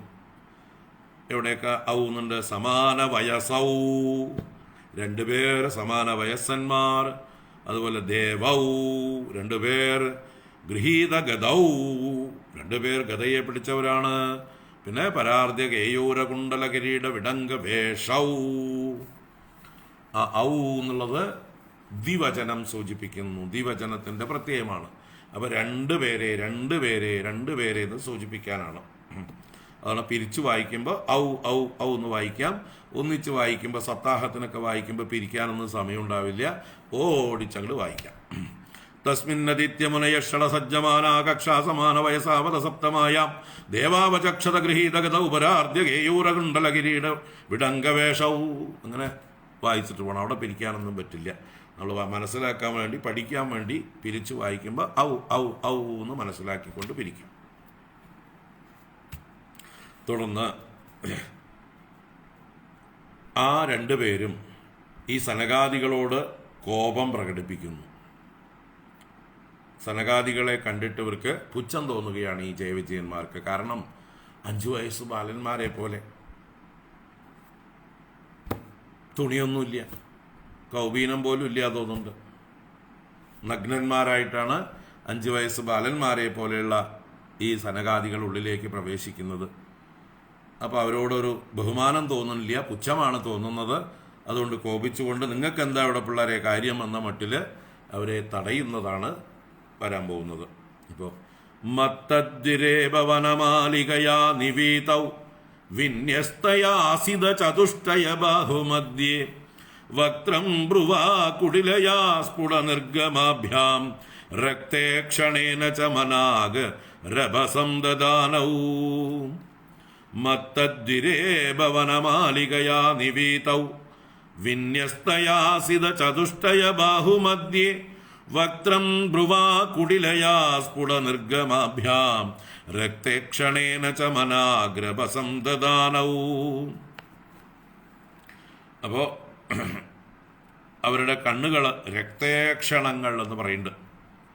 അതിലൂടെ പുരികക്കൊടി വളച്ചുകൊണ്ട് ബ്രുവാ കുടിലയാ, പുരികം വളച്ചുകൊണ്ട് ഇങ്ങനെ നോക്കി എന്നാണ്. നോക്കാം നമുക്ക് ആദ്യം തൊട്ട്. അപ്പോൾ എന്താണ്?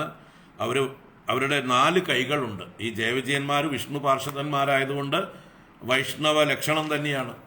ഭഗവാന്റെ നിറം, ഭഗവാന്റെ രൂപം എല്ലാം ഉണ്ട്. ഞാൻ ഇന്നലെ പറഞ്ഞു, കൗസ്തുഭവും ശ്രീവത്സവും ഒഴിച്ച് ബാക്കി എല്ലാ ഭഗവാന്റെ വിഷ്ണുവിൻ്റെ അടയാളങ്ങളും പാർഷദന്മാരിൽ കാണാം. അതാണ് ഇവിടെ അവർ എങ്ങനെയുള്ളവരായിരുന്നു? അസിത ചതുഷ്ടയ ബാഹുമധ്യേ എന്ന് 2ാമത്തെ വരിയിലുണ്ട്. അസിതം എന്ന് പറഞ്ഞാൽ സിതമല്ലാത്തത്. സിതം വെളുത്തതാണെങ്കിൽ അസിതം എന്താണ്? കറുത്തത്. അവർ കാർവർണ്ണന്മാരാണ്. അപ്പൊ അസിത ചതുഷ്ടയ ബാഹുമധ്യേ, ചതുഷ്ടയം 4 ബാഹുക്കൾ, 4 കൈകൾ, അതിൻ്റെ മധ്യമാണ് ഈ മാറിടം. അപ്പൊ മാറിടത്തെ സൂചിപ്പിക്കാൻ കറുത്തതായിട്ടുള്ള 4 കൈകളുടെ മധ്യത്തിൽ, നീല നിറമുള്ളതായിട്ട് 4 കൈകളുടെ മധ്യത്തിൽ അഥവാ മാറിടത്തിൽ വിന്യസ്തയാ മത്തദ്വിരേപ വനമാലികയാ നിവീതൗ.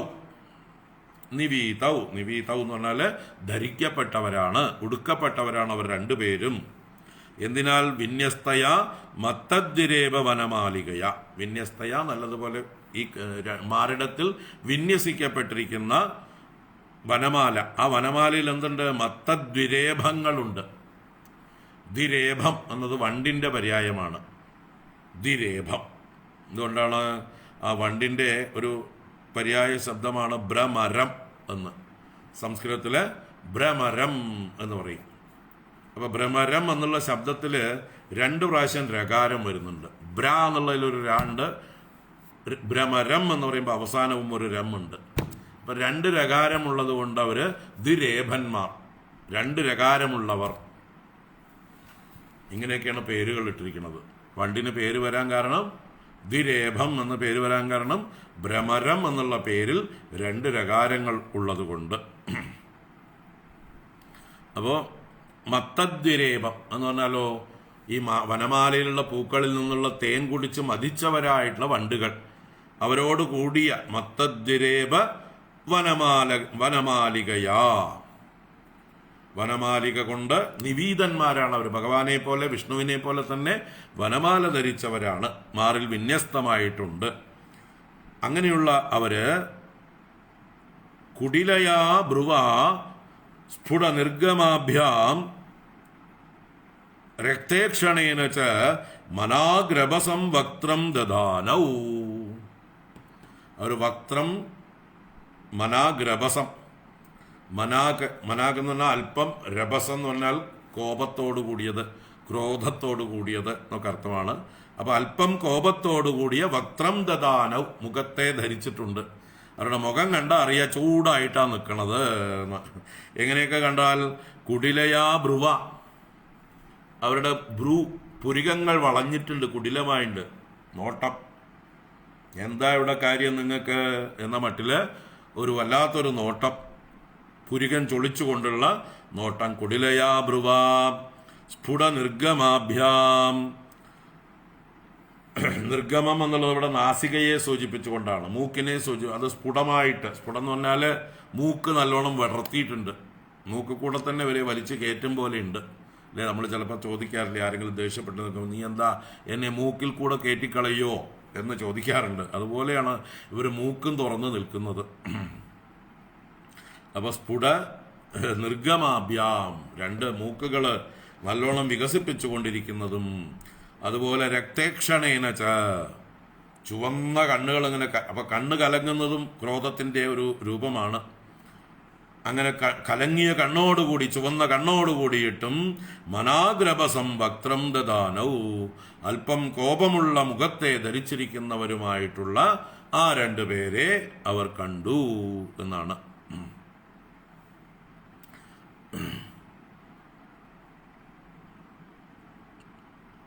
ഇവിടെയൊന്നും ദദർശ എന്ന് പറഞ്ഞില്ല, അവരെ വർണ്ണിച്ചുകൊണ്ടേയിരിക്കുകയാണ്. ദദർശ എന്നുള്ളത് അചക്ഷത എന്ന് 27-ാം ശ്ലോകത്തിലുണ്ട്. ദേവൗ അചക്ഷത, അചക്ഷത എന്നുള്ളത് കണ്ടു എന്നുള്ളത് തന്നെയാണ്. അപ്പൊ അവിടുത്തെ അചക്ഷത എന്നുള്ളത് ഇവിടേക്കും ഈ 28-ാം ശ്ലോകത്തിലേക്കും എടുക്കേണ്ടതാണ്. അങ്ങനെ മനാഗ്രഭസം ദദാനൗ തൗ അചക്ഷത, ആ 2 പേരെ കണ്ടു.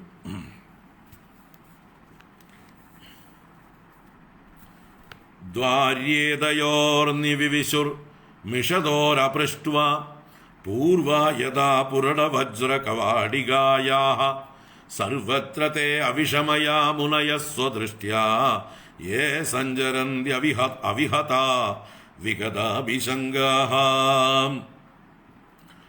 ആ സനകാദികള് മുൻപ് 6 കവാടങ്ങൾ കടന്നു വന്നപ്പോൾ അവിടെയുള്ളവരൊന്നും തടുത്തതുമില്ല, അവരോട് ചോദിക്കേണ്ടിയും വന്നില്ല, കൂസലില്ലാതെ കടന്നു വന്നതാണ്. അപ്പൊ അതേ മട്ടില് ഈ 7-ാമത്തെ കവാടവും ഇവർ കടക്കാൻ പോകുന്നു. അതാണ് ഇവിടെ പറയുന്നത്. ദ്വാര്യേതയോർ നിവിവിശുർ മിഷദോരപൃഷ്ട്വ പൂർവാ യഥാ പുരട വജ്ര കവാടികായാഃ സർവത്ര തേ അവിഷമയാ മുനയഃ സ്വദൃഷ്ട്യാ യേ സഞ്ചരന്ത്യവിഹതാ വിഗതാഭിശങ്കാഃ. തേ എന്ന് പറഞ്ഞാൽ അവര് ആരാണ്? അവര് സനകാദികൾ എന്നർത്ഥം. ഇവിടെ ബഹുവചനമാണ് തേ എന്നുള്ളത്. തൗ എന്നായിരുന്നെങ്കിൽ ഇവർ 2 പേരെന്നെടുക്കാമായിരുന്നു. പക്ഷെ ഇവിടെ തേ എന്നായതുകൊണ്ട് 3ഉം അതിൽ അധികവുമുള്ളവരാണ് തേ. അപ്പൊ 4 പേരാകുന്ന സനകാദികൾ എന്ത് ചെയ്തു? പുരട വജ്ര കവാടിക യാഹ പൂർവാഹ യഥാ. പുരടം എന്ന് പറഞ്ഞാൽ സ്വർണമാണ്, വജ്രമാണ്. അപ്പൊ സ്വർണം കൊണ്ടും വജ്രം കൊണ്ടും നിർമ്മിച്ചതാണ് വൈകുണ്ഠത്തിലെ കവാടങ്ങൾ. ആ പുരട വജ്ര കവാടികകൾ യാഹ പൂർവാഹ, യാവകളായിരുന്നു മുമ്പ് 6 കടന്നു വന്നത്.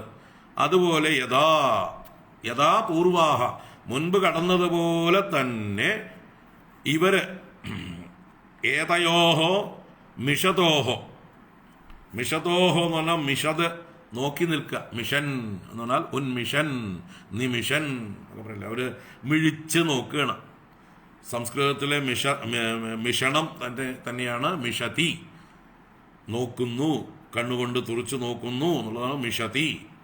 അതാണ് മിഴിച്ച് നോക്കുക എന്ന് മലയാളത്തിൽ ഴകാരമായി മാറി.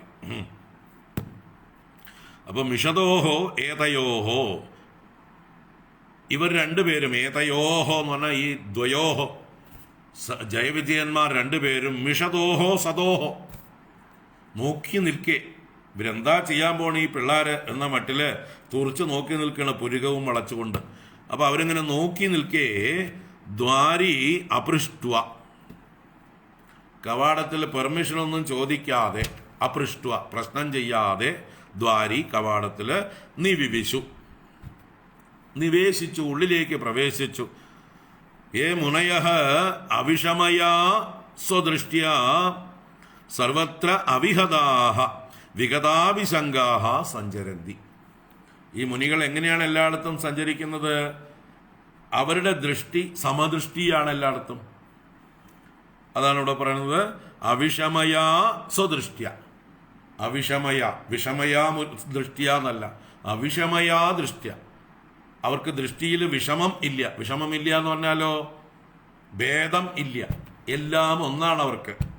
അതാണ് സമദൃഷ്ടിയാണ് അവർക്കുള്ളത്. എല്ലാറ്റിലും ഏകമായ വസ്തുവിനെ അവര് ദർശിക്കുന്നു. അങ്ങനെ സമദൃഷ്ടിയോടുകൂടിയതായിട്ടുള്ള അവരുടെ ഭാവം സർവത്ര അവിഹിതാഹ, അതുകൊണ്ട് തന്നെ ആർക്കും അവരെ തടയാൻ തോന്നില്ല. സർവത്ര എല്ലായിടത്തും അവിഹതാഹ, അവിഹതാഹ എന്നാണ്. അവിഹത എന്ന് പറഞ്ഞാൽ വിഹതന്മാരാവാതെ, എവിടെയും തടസ്സപ്പെടാതെ, തടസ്സമില്ലാത്തവരായിട്ട്, വിഗത അഭിശങ്കാഹ, ഒരു സംശയവും ഇല്ലാതെ. അഭിശങ്ക എന്ന് പറഞ്ഞാൽ ശങ്ക, സംശയമാണ്. ഒരു തരത്തിലുള്ള ഡൗട്ടും അവർക്കില്ല എവിടെയെങ്കിലും പ്രവേശിക്കുന്നതിന്. അങ്ങനെ യഥേഷ്ടം സഞ്ചരന്തി, അങ്ങനെ സഞ്ചരിക്കുന്നവരാണ് അവര്. അപ്പൊ അവർ സാധാരണ എല്ലായിടത്തും പ്രവേശിക്കുന്നത് പോലെ അവർ പ്രവേശിച്ചു എന്നാണ്.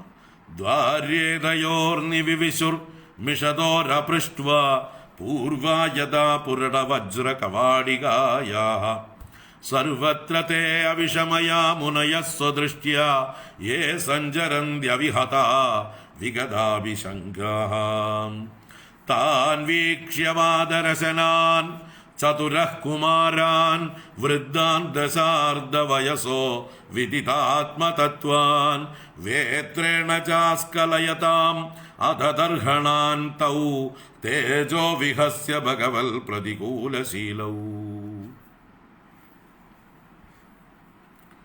അപ്പോൾ സനകാദികളിതാ അല്ല ജയവിജയന്മാര് സനകാദികളെ തടയുന്നതാണ് ഇവിടെ പറഞ്ഞത്.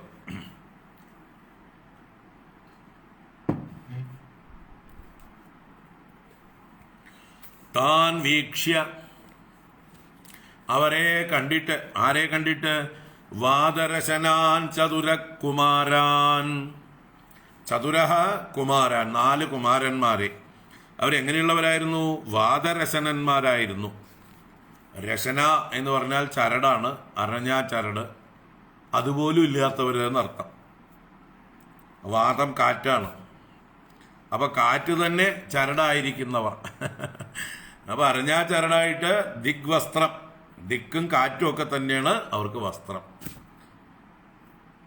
രശന പോലും ഇല്ല എന്ന് പറഞ്ഞു കഴിഞ്ഞാൽ, രശന പോലും കാറ്റാണെന്ന് പറഞ്ഞാൽ പിന്നെ വസ്ത്രം ഉണ്ടോ എന്ന് ചോദിക്കേണ്ട ആവശ്യം, അരഞ്ഞാ ചരട് പോലും ധരിച്ചിട്ടില്ല. നമ്മൾ പറയാറില്ലേ, കൊച്ചുകുട്ടികൾ എന്താ പറയുക, അരയിലുള്ള അരഞ്ഞാ ചരട് പോലും അഴിച്ചിട്ട് നടക്കുന്ന കണ്ടാൽ പരിഹസിക്കും നമ്മൾ. നമ്മളൊക്കെ കുട്ടികളായിരുന്നപ്പോൾ പരിഹസിക്കപ്പെട്ടിട്ടുണ്ടാവും അല്ലേ? അപ്പോൾ ഒരു അരഞ്ഞാച്ചരടെങ്കിലും ഇട്ടിട്ട് നടക്കണം എന്ന് പറയും. 28ാം നാളിൽ അരഞ്ഞാച്ചരട് കെട്ടിക്കഴിഞ്ഞാൽ പിന്നെ നമ്മൾ ആ അരഞ്ഞാച്ചരട് സന്യാസം വരെ തുടരണം. നരയ്ക്കുമ്പോൾ മാറ്റണം, പൂണോല് മാറ്റും പോലെ. എങ്കിലും വസ്ത്രമില്ലാതെ എവിടെയും ഇരിക്കരുത്. അപ്പോൾ ആ വസ്ത്രത്തിൻ്റെ പ്രതീകമായിട്ടാണ് അരഞ്ഞാച്ചരട്. ദേഹാഭിമാനത്തിൻ്റെ ഒരു പ്രതീകം കൂടിയാണ് അരഞ്ഞാച്ചരട്. അപ്പം അങ്ങനെയുള്ള വാദരശനാൻ, വാദം തന്നെ രചനയായിരിക്കുന്നവർ, അരഞ്ഞാച്ചരടായിരിക്കുന്നവർ, വസ്ത്രമില്ലാത്തവർ എന്നൊക്കെ അർത്ഥമാണ്. വസ്ത്രമില്ലാത്തവരായിട്ടുള്ളവരും യഥാർത്ഥത്തിൽ അവർ വൃദ്ധാൻ, പ്രായമൊക്കെ ഉണ്ടവർക്ക്, പക്ഷേ കണ്ടാലോ ദശാർദ്ധ വയസ്സ, ദശാർദ്ധം 10ന്റെ പകുതി 5 വയസ്സ് തോന്നുന്നവരാണ്. പ്രായം കൊണ്ട് എല്ലാവരേക്കാൾ മൂത്തവരാണെങ്കിലും അല്ലേ, ബ്രഹ്മാവിൻ്റെ മൂത്ത പുത്രന്മാരാണ് സനകാദികൾ, എല്ലാവരുടെയും ഏട്ടന്മാരാണ്. എന്നാലും കാണുമ്പോൾ ദശാർദ്ധ വയസ്സാൻ, അവരുടെ ആ നിഷ്കളങ്കതയെ സൂചിപ്പിക്കുന്നതാണ് ഇവിടെ. 5 വയസ്സ് മാത്രം പ്രായമുള്ളവരായിട്ട് കാണപ്പെട്ടു. എന്നാൽ വിദിത ആത്മതത്വാൻ, ആത്മതത്വം അറിഞ്ഞവരാണ് അവര്.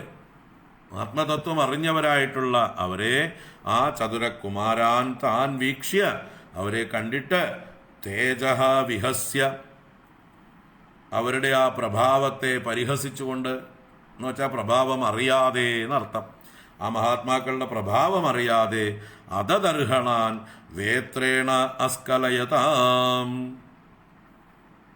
അതത് അർഹണാൻ എന്ന് പറഞ്ഞാലോ, അത് അർഹിക്കാത്തവർ. ഏത്? ഈ നിരോധം, ഈ തടയൽ, അവരെ തടയാൻ പാടില്ലാത്തവരാണ്, അത് അർഹിക്കാത്തവരാണ്. അങ്ങനെ തടയാൻ പാടില്ലാത്തവരായിട്ടുള്ള അവരെ വേത്രേണ, വേത്രം എന്നാൽ വലിയ വടി, ദണ്ഡം, കാവൽക്കാരല്ലേ, ആ കാവൽക്കാരുടെ വലിയ വടിയൊക്കെ ഉണ്ടാവും. ആ വടികളെ പരസ്പരം അടുപ്പിച്ചുകൊണ്ട് അല്ലേ, കാവൽക്കാരിങ്ങനെ ക്രോസായിട്ട് പിടിക്കും എവിടേക്കാണെന്ന് തടഞ്ഞുകൊണ്ട്.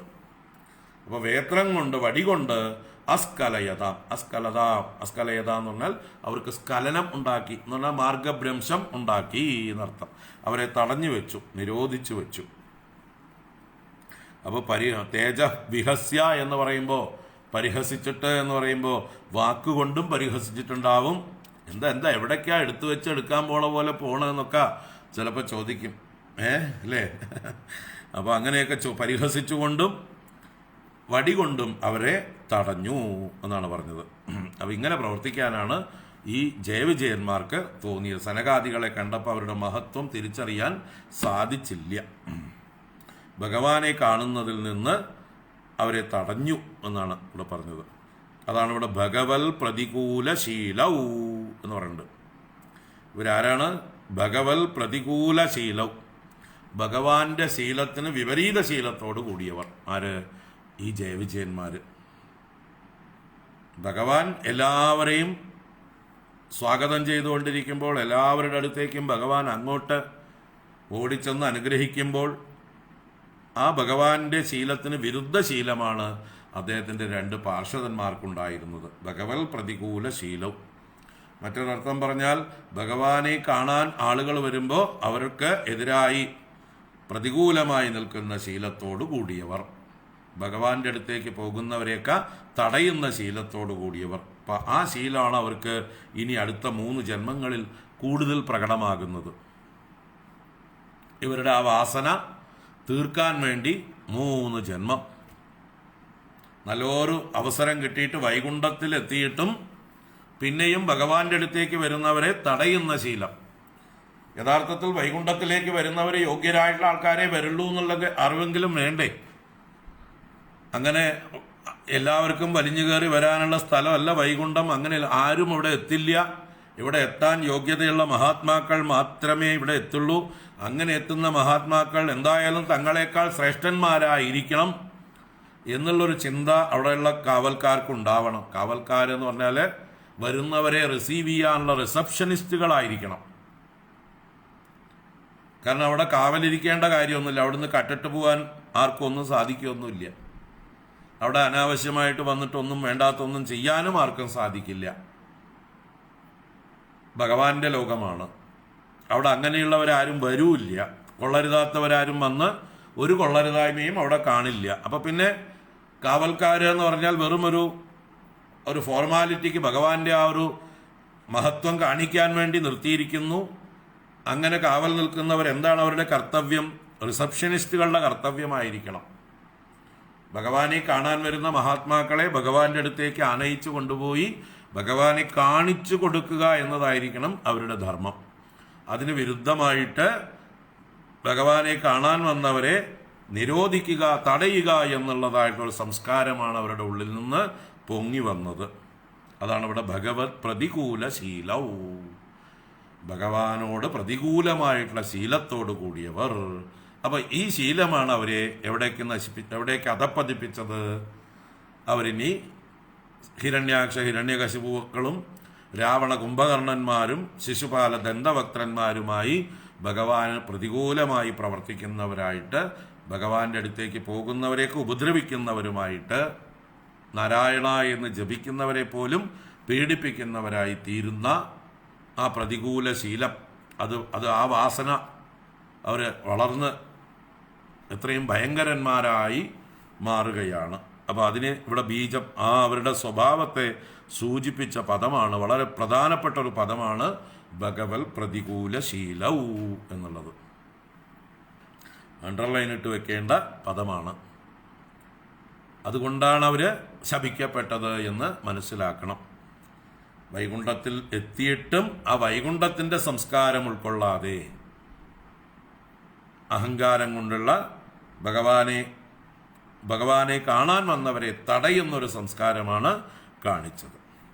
താൻ വീക്ഷ്യവാദരസനാൻ ചതുരകുമാരാൻ വൃദ്ധാൻ ദശാർദ്ധ വയസോ വിദിതാത്മതത്വാൻ വേദ്രേണ ചാസ്കലയതാം അതദർഹണാൻ തൗ തേജോ വിഹസ്യ ഭഗവൽ പ്രതികൂലശീലൗ.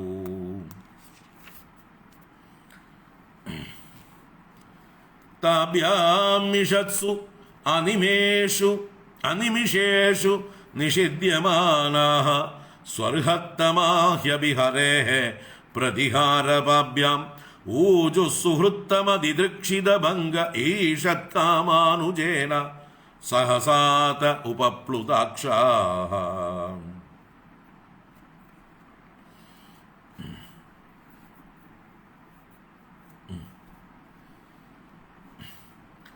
താഭ്യാമിഷത്സു അനിമിഷേഷു നിഷിദ്യമാനാഃ സ്വർഹത്തമാഹ്യഭിഹരേഃ പ്രതിഹാരപാഭ്യാം ഊജു സുഹൃത്തമതിദൃക്ഷിതഭംഗ ഈഷത്കാമാനുജേന സഹസാത ഉപപ്ലുതാക്ഷാഃ. അപ്പൊ ഇവിടെ സനകാദികൾക്കും കോപം ഉണ്ടാകുകയാണ്. ഈ രംഗം നല്ല സാത്വികന്മാരാണ് സനകാദികൾ, എന്നിട്ടും അവരുടെ ഉള്ളിൽ പോലും ചെറിയ കോപം ഉണ്ടാകുന്നു. ആ കോപത്തിന് കാരണം ചെറിയ കാമം എന്ന് പറഞ്ഞാൽ ഏത് കാമം? ഭഗവാനെ കാണണം എന്നുള്ള കാമം. വൈകുണ്ഠത്തിലേക്ക് പോകണം, വൈകുണ്ഠത്തിൻ്റെ അകത്തേക്ക് പ്രവേശിക്കണം, അവിടെ ചെന്ന് ഭഗവാനെ കാണണം. ഈ കാമം ഏത് കാമമാണ്? സാത്വികമായിട്ടൊരു കാമമാണ്. ഭഗവാനെ കാണാനുള്ള കാമം സാത്വികമായിട്ടൊരു കാമമാണ്. പക്ഷെ അതുപോലും കാമമാണ്. അപ്പൊ കാമമുണ്ടോ അനുജൻ പുറകെ വരും. അനുജനാണ് ക്രോധം.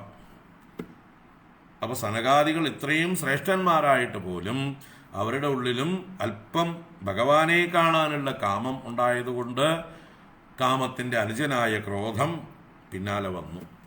നോക്കൂ, ആ അനിമിഷേഷു മിഷത്സു ഹരേഹേ പ്രതിഹാരപാഭ്യാം താഭ്യാം നിഷിദ്ധമാനാഃ സ്വർഹത്തമാഃ അപി തേ സുഹൃത്തമതിദൃക്ഷിത ഭംഗേ സഹസാ ഈഷത് കാമാനുജേന ഉപപ്ലുതാക്ഷാഃ ഊജുഃ. ഈഷത് അല്പം, കാമാനുജേന, കാമന്റെ അനുജൻ ക്രോധമാണ്. ആ ക്രോധത്താൽ ഉപപ്ലുതാക്ഷാഃ, അവരുടെ അക്ഷങ്ങൾ കണ്ണുകൾ ക്രോധം കൊണ്ടങ്ങനെ ഉപപ്ലുതമായി അല്പം വ്യാപിക്കപ്പെട്ടു. അവരുടെ കണ്ണുകളും കലങ്ങി അല്ലെങ്കിൽ തുടുത്തു, കോപത്തോടു കൂടിയതായി തീർന്നു. എന്നിട്ട് ഊജു. അപ്പോൾ കണ്ണുകൾ എന്താ പറയുക, കോപം കൊണ്ട് കലങ്ങിയവരായിട്ട് ചലിക്കുന്നവരായിട്ട്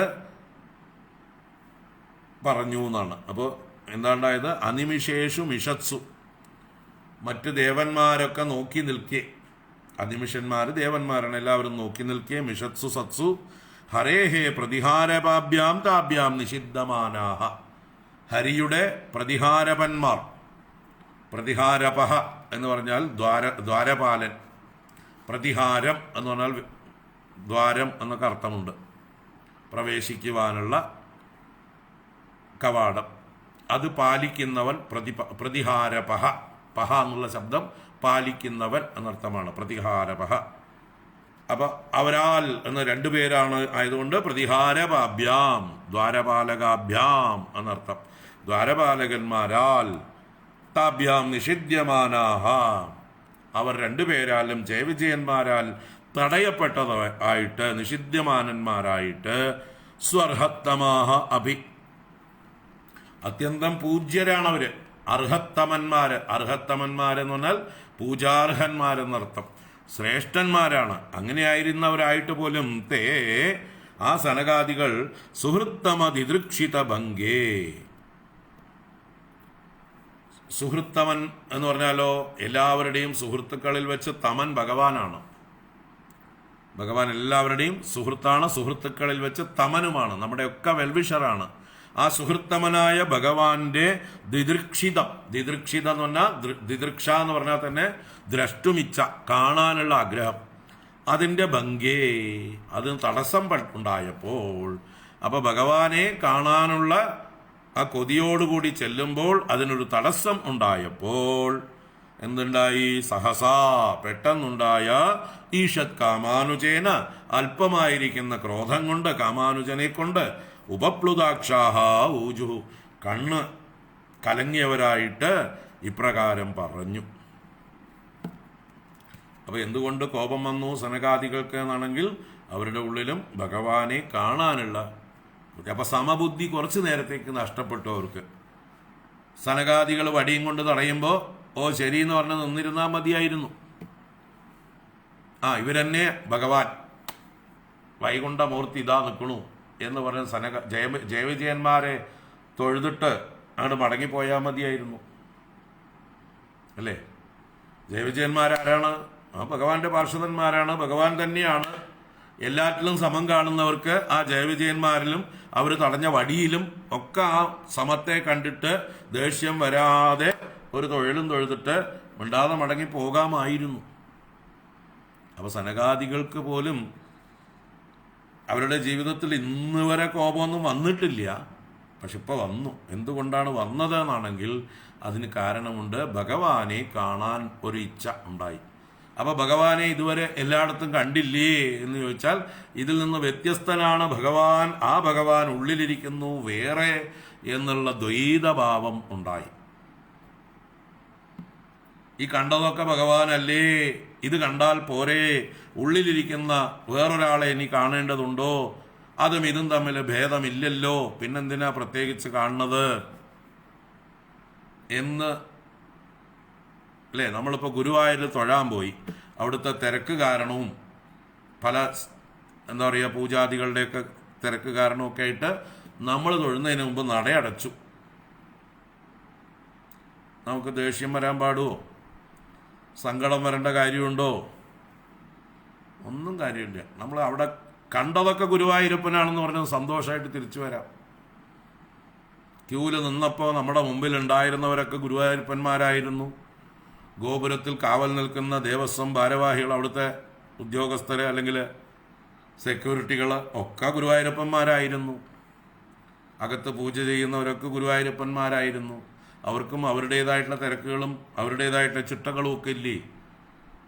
അപ്പം നമ്മൾ അവിടെ എത്തിയപ്പോൾ വൈകിയത് കൊണ്ടല്ലേ നമ്മൾ പിന്നിലായി പോയത്. അപ്പോൾ കുറ്റമാരുടെ അവരുടേതല്ലല്ലോ, നമ്മുടേതല്ലേ.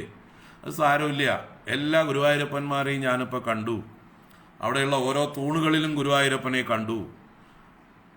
ആ തൂണുകളിലൊക്കെ നിർമ്മിച്ചു വെച്ചിരിക്കുന്ന ശില്പങ്ങളൊക്കെ ഗുരുവായൂരപ്പൻ തന്നെയായിരുന്നു. അവിടെ എടത്തരികത്തുകാവ് ഭഗവതിയും ഗുരുവായൂരപ്പനായിരുന്നു, അയ്യപ്പനും ഗുരുവായൂരപ്പനായിരുന്നു. അവിടെ ആരൊക്കെ ഉണ്ടോ അവിടെ ആനകൾ നിൽക്കുന്നുണ്ടായിരുന്നു, ഒക്കെ ഗുരുവായൂരപ്പനായിരുന്നു. കണ്ടില്ലേ, മതിയായല്ലോ. പിന്നെന്താ? പിന്നെന്തിനാ ദേഷ്യപ്പെടണത്? പിന്നെന്തിനാ സങ്കടപ്പെടുന്നത്? ഇതാണൊരു പക്വതയെത്തിയ ഭക്തന്റെ ദൃഷ്ടി. ഗുരുവായൂരപ്പനെ കണ്ടില്ല എന്ന് പറഞ്ഞ് സങ്കടമോ ദേഷ്യമോ നിരാശയോ ഒന്നുമില്ലാതെ മടങ്ങാൻ പറ്റും.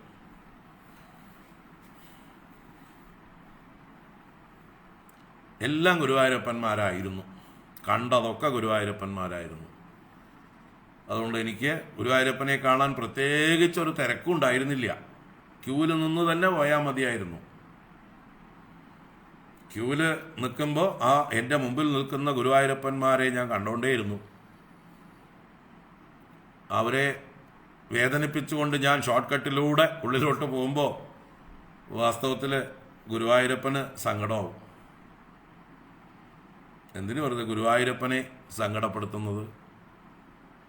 ഗുരുവായൂരപ്പൻ്റെ ഭക്തന്മാർ ക്യൂ നിൽക്കുമ്പോൾ നമ്മൾ സാമർഥ്യം കാണിച്ചുകൊണ്ട് ഷോർട്ട് കട്ടിലൂടെ മുന്നേറി പോകുമ്പോൾ ഗുരുവായൂരപ്പൻ കാണുന്നുണ്ട്. അതൊക്കെ നമ്മുടെ കള്ള, അവരെയൊക്കെ പറ്റിച്ചിട്ട് നീ മുമ്പിൽ വരികയാണല്ലേ, നിന്നെ ഞാൻ നോക്കില്ല എന്നിട്ട് ഗുരുവായൂരപ്പൻ കണ്ണടയ്ക്കും നമ്മളെ കാണുമ്പോൾ. ഗുരുവായൂരപ്പൻ കണ്ണടയ്ക്കും. എന്നിട്ട് ക്യൂവിൽ മര്യാദയ്ക്ക് നിന്നവരുടെ നേരെ ഗുരുവായൂരപ്പൻ കണ്ണ് തുറക്കും. അപ്പം ഇതൊക്കെ അറിഞ്ഞു കഴിഞ്ഞാൽ, ഇതൊക്കെ മനസ്സിലാക്കി കഴിഞ്ഞാൽ പിന്നെ നമുക്ക് ഗുരുവായൂരപ്പനെ കണ്ടാലും കണ്ടില്ലെങ്കിലും ഒരു കൂസലുമില്ല. കണ്ടാലും സന്തോഷം, കണ്ടില്ലെങ്കിലും കണ്ടതൊക്കെ ഗുരുവായൂരപ്പനാണെന്നുള്ള സന്തോഷം. അവിടേക്ക് എത്തണം. ഇവിടെ സനകാദികൾ അവിടേക്ക് ലേശം ഒരു കുറവുണ്ടായിരുന്നു, ചെറിയൊരു കുറവ്, വേറെ ഒന്നും കുറവുണ്ടായിരുന്നില്ല അവർക്ക്. ഇതുവരെ ഒരു കുറവും കാണിച്ചിട്ടില്ല, നാളെയും കാണിക്കാൻ പോകുന്നില്ല. ജീവിതത്തിൽ ആകെ ഉണ്ടായ ഒരു പ്രശ്നം അവരുടെ ഉള്ളിൽ, ഭഗവാനെ ഇവരിൽ നിന്നൊക്കെ വ്യത്യസ്തമായിട്ട് അകത്തിരിക്കുന്ന വൈകുണ്ഠമൂർത്തിയെ കാണണം എന്ന് തോന്നി. അതാണ് ആ കാമമാണ് അവരുടെ ക്രോധത്തിന് കാരണം. അതാണ് ഇവിടെ എന്താ പറയുന്നത്,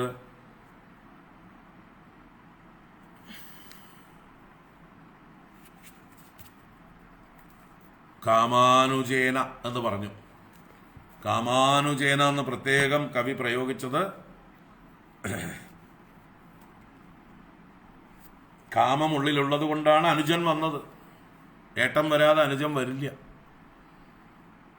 അപ്പൊ ആ ഏട്ടനെ വേണ്ട പോലെ പൂർണ്ണമായി ജയിച്ചിരുന്നെങ്കിൽ അനുജന് വരാൻ പറ്റില്ല. അപ്പൊ ഭേദബുദ്ധി അല്പം ശേഷിച്ചിരുന്നു സനകാദികൾക്ക് പോലും എന്ന് ഇവിടുന്ന് മനസ്സിലാക്കണം. പക്ഷെ അവർക്ക് പെട്ടെന്ന് തന്നെ അവരത് റെക്കഗ്നൈസ് ചെയ്യുന്നുണ്ട്, അവരതിന് ക്ഷമാപണം ചെയ്യുന്നുണ്ട് ഭഗവാനോട്. ഞങ്ങൾക്ക് ഇങ്ങനെ തോന്നാൻ പാടില്ലാത്തതായിരുന്നു, ഞങ്ങൾക്ക് തോന്നിപ്പോയി, അബദ്ധം പറ്റിപ്പോയി, അങ്ങയുടെ പാർഷദന്മാരെ ഞങ്ങൾ ശപിച്ചത് ഒരിക്കലും ന്യായമല്ല, അതിനുള്ള ശിക്ഷ ഞങ്ങൾക്ക് തരൂ എന്ന് സനകാദികൾ നല്ല സാത്വികന്മാര്, ബുദ്ധിമാന്മാര് എല്ലാം ആയതുകൊണ്ട് അവർ വേഗം റെക്കഗ്നൈസ് ചെയ്തു. നമ്മൾ ചിലപ്പോഴോ റെക്കഗ്നൈസ് ചെയ്യലേ ഉണ്ടാവില്ല. അതുകൊണ്ട് നമ്മൾ സനകാദികളെക്കാൾ മുകളിലൊന്നുമല്ല, നമ്മൾ ആരും ആവില്ല. അവർ റെക്കഗ്നൈസ് ചെയ്ത് പെട്ടെന്ന് തിരുത്താൻ തയ്യാറായി. പിന്നെ മേൽപ്പത്തൂരിൻ്റെ ഭാഷയിൽ പറഞ്ഞാൽ ഇതെല്ലാം ആരുടെ ലീല? സർവം ഭവത് പ്രേരണയൈവ ഭൂമൻ. മേൽപ്പത്തൂർ ഒരു വരി ഈ രംഗത്ത് ഒപ്പിച്ച് വെക്കുന്നുണ്ട് അല്ലേ? ഈ സനകാദികൾക്ക് കോപമുണ്ടായതിനെ ആശ്ചര്യത്തോടു കൂടി പറഞ്ഞിട്ട് സർവം ഭവത് പ്രേരണയൈവ ഭൂമൻ, അല്ലയോ ഭഗവാനെ എല്ലാം അങ്ങയുടെ പ്രേരണ കൊണ്ടല്ലേ, അങ്ങയുടെ ലീലയല്ലേ എന്ന് പറഞ്ഞുകൊണ്ട് അവിടെ ഒരു വരി വെക്കുന്നുണ്ട്. നമുക്ക് ആശ്വസിക്കാൻ, നമുക്ക് ചിന്തിക്കാൻ. എങ്കിലും നമുക്ക് ഇവിടുന്ന് പഠിക്കേണ്ട പാഠം എന്താണ്? സനകാദികളെ പോലെ ശ്രേഷ്ഠന്മാരായിട്ടുള്ള ആളുകൾക്ക് പോലും അല്പഭേദബുദ്ധി ഉണ്ടാകുമ്പോൾ ദുഃഖമുണ്ടാകുന്നു. ദ്വിതീയാദ്വൈ ഭയം ഭവതി. രണ്ട് എന്നുള്ള ദ്വൈതഭാവമുണ്ടോ, ഭയമുണ്ടാവും, ദുഃഖമുണ്ടാകും. അതുകൊണ്ട് ആ ഒരവസ്ഥയെപ്പോലും നമ്മൾ അതിക്രമിക്കേണ്ടതുണ്ട്. ഒന്നിലും ദ്വൈതം കാണാതെ ആവണം. എല്ലാം ഒന്നാണെന്നുള്ളതായിട്ടുള്ള ദൃഷ്ടി നമുക്ക് ഉറയ്ക്കണം. എവിടെയെങ്കിലും നമ്മൾ എന്തെങ്കിലും ഒരു കാര്യത്തിന് മുന്നോട്ട് പോകുമ്പോൾ അവിടെ തടസ്സമുണ്ടായാൽ നമുക്ക് കോപം വരാതിരിക്കണം. എങ്ങനെ കോപം വരാതിരിക്കണം? നമ്മൾക്ക് മുമ്പിൽ തടസ്സമുണ്ടാകുന്നത് ഈശ്വര നിശ്ചയമാണ്. അല്ലെങ്കിൽ തടഞ്ഞ ആളും ഈശ്വരൻ തന്നെയാണ്. ഇപ്പൊ ഞാൻ എന്തിനിപ്പോ മുന്നോട്ട് പോയിട്ട് എനിക്ക് എന്താ ഇപ്പൊ പ്രത്യേകിച്ച് നേടാനുള്ളത്? എവിടെയായിരുന്നാൽ എന്താണ്, എന്ത് കണ്ടാൽ എന്താണ്, എല്ലാം ഒരേ ബ്രഹ്മം തന്നെയല്ലേ എന്നുള്ള ബോധം ഉള്ളിൽ നല്ലതുപോലെ തെളിഞ്ഞാൽ ക്രോധം വരില്ല. അപ്പൊ ആ ലെവലിലേക്ക് നമ്മളെല്ലാം ഉയരേണ്ടതുണ്ട്. അതിലേക്കുള്ളൊരു പാഠം കൂടിയാണ് ഈ സനകാദികൾക്ക് പോലും ചെറിയ ഭേദബുദ്ധി കൊണ്ട് കാമവും ക്രോധവും ഉണ്ടായി എന്ന് പറയുന്നത്. അപ്പൊ അവര് താഭ്യാം മിഷത്സ്വനിമിഷേഷു നിഷിദ്യമാനാഃ സ്വർഹത്തമാഹ്യഭിഹരേഃ പ്രതിഹാരപാഭ്യാം ഊജുസുഹൃത്തമതിദൃക്ഷിതഭംഗ ഈഷത്കാമാനുജേന സഹസാത ഉപപ്ലുതാക്ഷാഃ മുനയ ഊജുഃ കോ വാം ഇഹൈത്യ ഭഗവൽപരിചര്യയോച്ഛൈഃ തദ്ധർമ്മിണാം നിവസതാം വിഷമസ്വഭാവഃ തസ്മിൻ പ്രശാന്തപുരുഷേ ഗതവിഗ്രഹേ വാം കോ വാത്മവത് കുഹകയോ പരിശങ്കനീയഃ. ഇനിയൊരു 3 ശ്ലോകം.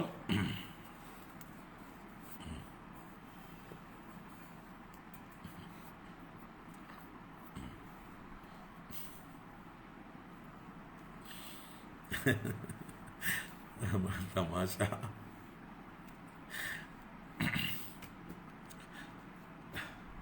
അപ്പൊ തുലാഭാരം അങ്ങനെ പോയി എന്ന് വിചാരിച്ചോളൂ. ഭഗവാൻ തുലാഭാരം ചെയ്ത് കൊടുക്കേണ്ടവർക്ക് കൊടുത്തു.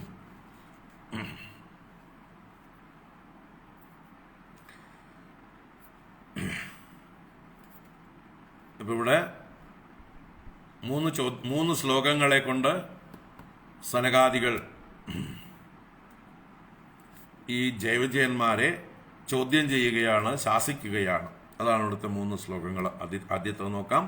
മുനയ ഊജുഃ കോ വാം ഇഹൈത്യ ഭഗവൽ പരിചര്യയാ ഉച്ഛൈഃ തദ്ധർമ്മിണാം നിവസതാം വിഷമസ്വഭാവഃ തസ്മിൻ പ്രശാന്തപുരുഷേ ഗതവിഗ്രഹേ വാം കോ വാത്മവത് കുഹകയോഃ പരിശങ്കനീയഃ.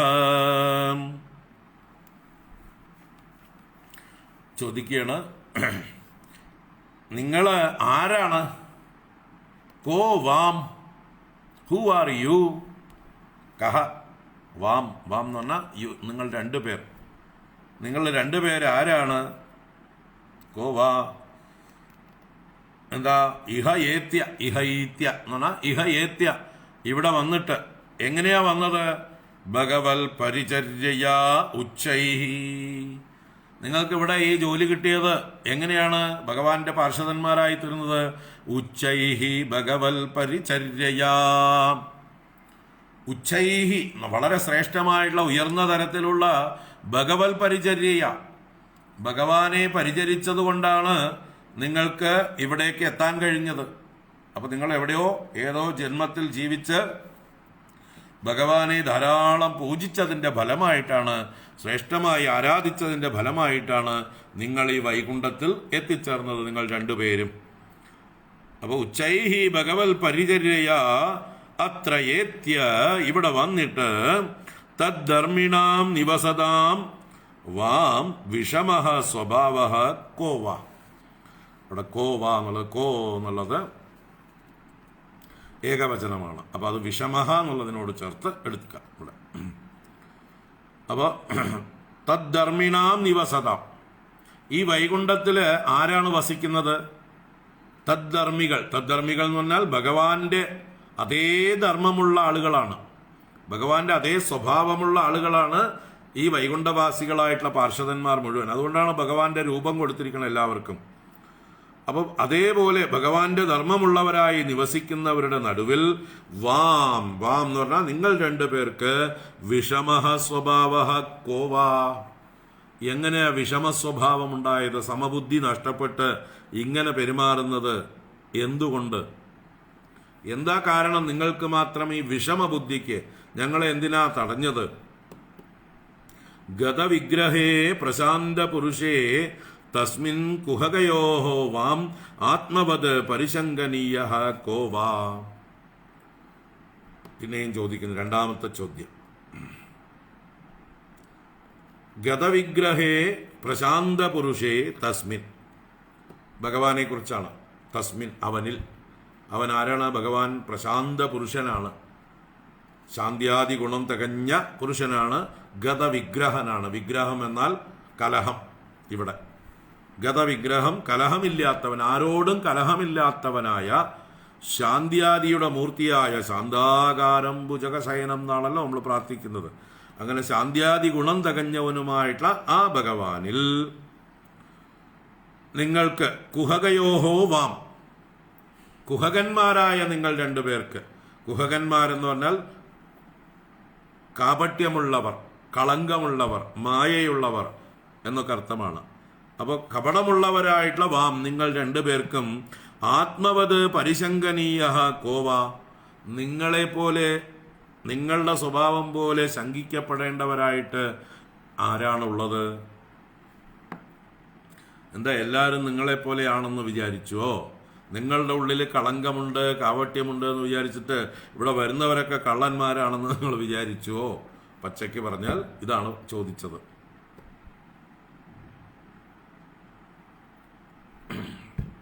അപ്പോൾ ഇവിടെ കഷ്ടപ്പെട്ട് പല പൂജകളും ചെയ്ത് ഭഗവാനെ ആരാധിച്ചതിൻ്റെ ഫലമായിട്ട് ഈ വൈകുണ്ഠത്തിൽ ഭഗവാന്റെ സമാനധർമ്മമുള്ളവരായ പാർഷദന്മാരായി ഇവിടെ എത്തിച്ചേർന്നിട്ടും നിങ്ങളുടെ വിഷമബുദ്ധി മാറിയിട്ടില്ല. നിങ്ങളുടെ സ്വഭാവം എന്താ ഇങ്ങനെ ദ്വൈതഭാവം? ആ പ്രശാന്ത പുരുഷനും ഗതവിഗ്രഹനുമായ ഭഗവാന്റെ നേർക്ക് എന്ന് പറഞ്ഞാൽ ഭഗവാൻ തന്നെയാണ് ഞങ്ങൾ ഓരോരുത്തരും. അങ്ങനെയുള്ള ഞങ്ങളുടെ നേർക്ക് നിങ്ങൾക്ക് ശങ്ക എന്തുകൊണ്ട് തോന്നി? നിങ്ങളുടെ ഉള്ളിലുള്ള കപടമാണ് ഞങ്ങളുടെ നേരെയും നിങ്ങൾ കാണുന്നത്, അല്ലേ? നമ്മുടെ ഉള്ളിലുള്ള സ്വഭാവങ്ങൾ നമ്മൾ മറ്റുള്ളവരിൽ ആരോപിക്കും. അതുകൊണ്ടാണ് നമ്മുടെ പരീക്ഷത്തിൻ്റെ ദിഗ്വിജയ സമയത്ത് ആ ധർമ്മമൂർത്തിയായ ഋഷഭം, കാള, പരീക്ഷത്ത് രാജാവ് നിങ്ങളെ ആരാ ഉപദ്രവിച്ചത് എന്ന് ചോദിച്ചപ്പോൾ പോലും പറയാതിരുന്നത്. കാരണം സൂചകസ്യാപി അധർമ്മം ഭവേത് എന്നാണ് അവിടെ പറഞ്ഞത്. സൂചകസ്യാപി അധർമ്മം ഭവേത്, മറ്റുള്ളവരുടെ തെറ്റുകള്, അധർമ്മങ്ങള്, ദൂഷണങ്ങള് നമ്മൾ കാണുകയാണെങ്കിൽ ആ കാണുന്ന നമ്മളുടെ കണ്ണുകൾക്കും കുഴപ്പമുണ്ട് എന്നർത്ഥമാണ്. നമ്മുടെ കണ്ണിൽ കുഴപ്പമുണ്ടെങ്കിലേ നമുക്ക് മറ്റുള്ളവരുടെ തെറ്റുകൾ കണ്ടുപിടിക്കാൻ പറ്റുള്ളൂ. ഒരു കള്ളനെ മറ്റൊരു കള്ളനെ തിരിച്ചറിയാൻ പറ്റുള്ളൂ. ഒരു കാപട്യമുള്ളവർക്കേ കാപട്യമുള്ളവരെ തിരിച്ചറിയാൻ പറ്റുള്ളൂ. അപ്പോൾ തീർച്ചയായിട്ടും നിങ്ങളുടെ ഉള്ളില് നിങ്ങളെ പോലെയാണ് മറ്റുള്ളവരെയും കാണുന്നത് എന്നാണ് ഇവിടെ പറഞ്ഞത്. കുഹകയോഹോ വാം ആത്മവത് പരിശങ്കനീയ കോവ, നിങ്ങളെപ്പോലെ ശങ്കിക്കേണ്ടത് ആരെയാണ് എന്ന് ചോദിക്കുകയാണ്. കോവാമിഹൈത്യ ഭഗവൽ പരിചര്യയോച്ചൈഹി തദ്ധർമ്മിണാം നിവസതാം വിഷമസ്വഭാവഃ തസ്മിൻ പ്രശാന്ത പുരുഷേ ഗത വിഗ്രഹേ വാം കോവാത്മവത് കുഹകയോഃ പരിശങ്കനീയഃ ന ഹ്യന്തരം ഭഗവതീഹ സമസ്തകുക്ഷൗ ആത്മാനമാത്മനി നഭോ നഭസീവ ധീരാഃ പശ്യന്തി യത്ര യുവയോഃ സുരലിംഗിനോഃ കിം വിൽപാദിതം ഹ്യുദരഭേതി ഭയം യദോസ്യ ന ഹ്യന്തരം ഭഗവതീഹ സമസ്തകുക്ഷൗ ആത്മാനമാത്മനി നഭോ നഭസീവ ധീരാഃ പശ്യന്തി യത്ര യുവയോഃ സുരലിംഗിനോഃ കിം വ്യുൽപാദിതം ഹ്യുദരഭേതി ഭയം യദോസ്യ.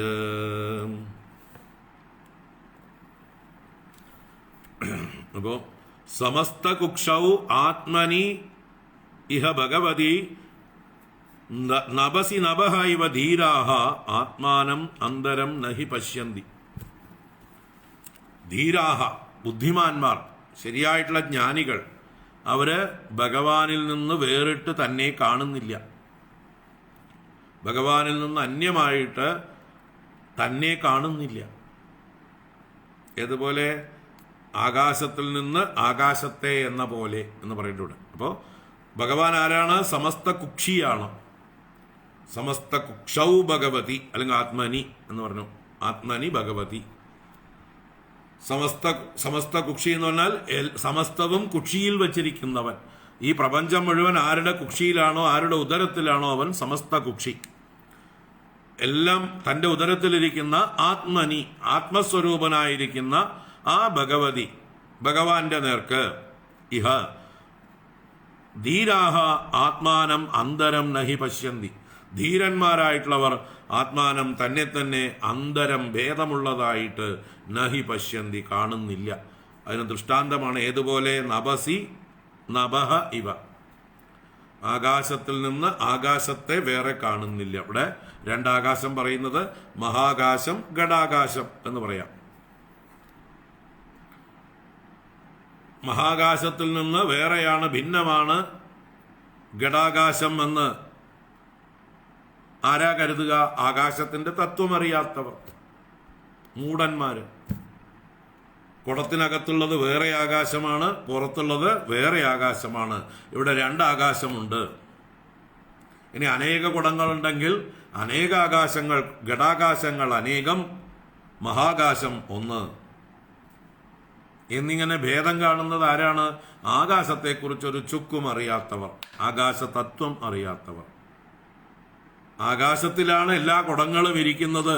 ആകാശം ഒന്നേ ഉള്ളൂ, കുടങ്ങളാണ് അനേകം എന്ന് തിരിച്ചറിയുന്നതിന് പകരം ഓരോ കുടങ്ങളിലും പ്രത്യേകം പ്രത്യേകം ആകാശത്തെ കാണുന്ന ഭേദം. അതുപോലെയാണ് മൂഢന്മാർ കാണുന്നത്.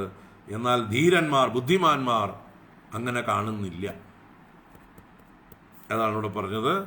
സമസ്ത കുക്ഷൗ ആത്മനി ഭഗവതി നഭസി നഭഹ ഇവ ധീരാഹ ആത്മാനം അന്തരം നഹി പശ്യന്തി എന്ന് പറഞ്ഞിട്ട് യത്ര യതഃ സുരലിംഗിനോഹോ യുവയോഹോ ഉദരഭേദി ഭയം വ്യുത്പാദിതം. നിങ്ങൾക്കോ എത്ര ഏതൊരു ഭഗവാനിൽ എല്ലാമായിരിക്കുന്നവനിൽ യതഃ ഏത് കാരണം കൊണ്ടാണ് സുരലിംഗിനോഹോ യുവയോഹോ ദേവന്മാരുടെ ലിംഗങ്ങളൊക്കെ ഉണ്ട്, വേഷങ്ങളൊക്കെ ഉണ്ട്. നിങ്ങൾക്ക് നല്ല വേഷമൊക്കെ കൊള്ളാം, സുരന്മാരുടെ ദേവന്മാരുടെ വേഷം. അങ്ങനെയുള്ള നിങ്ങൾക്ക് ഉദരഭേദി, അരം എന്ന് പറഞ്ഞാൽ അല്പം എന്നർത്ഥമാണ്.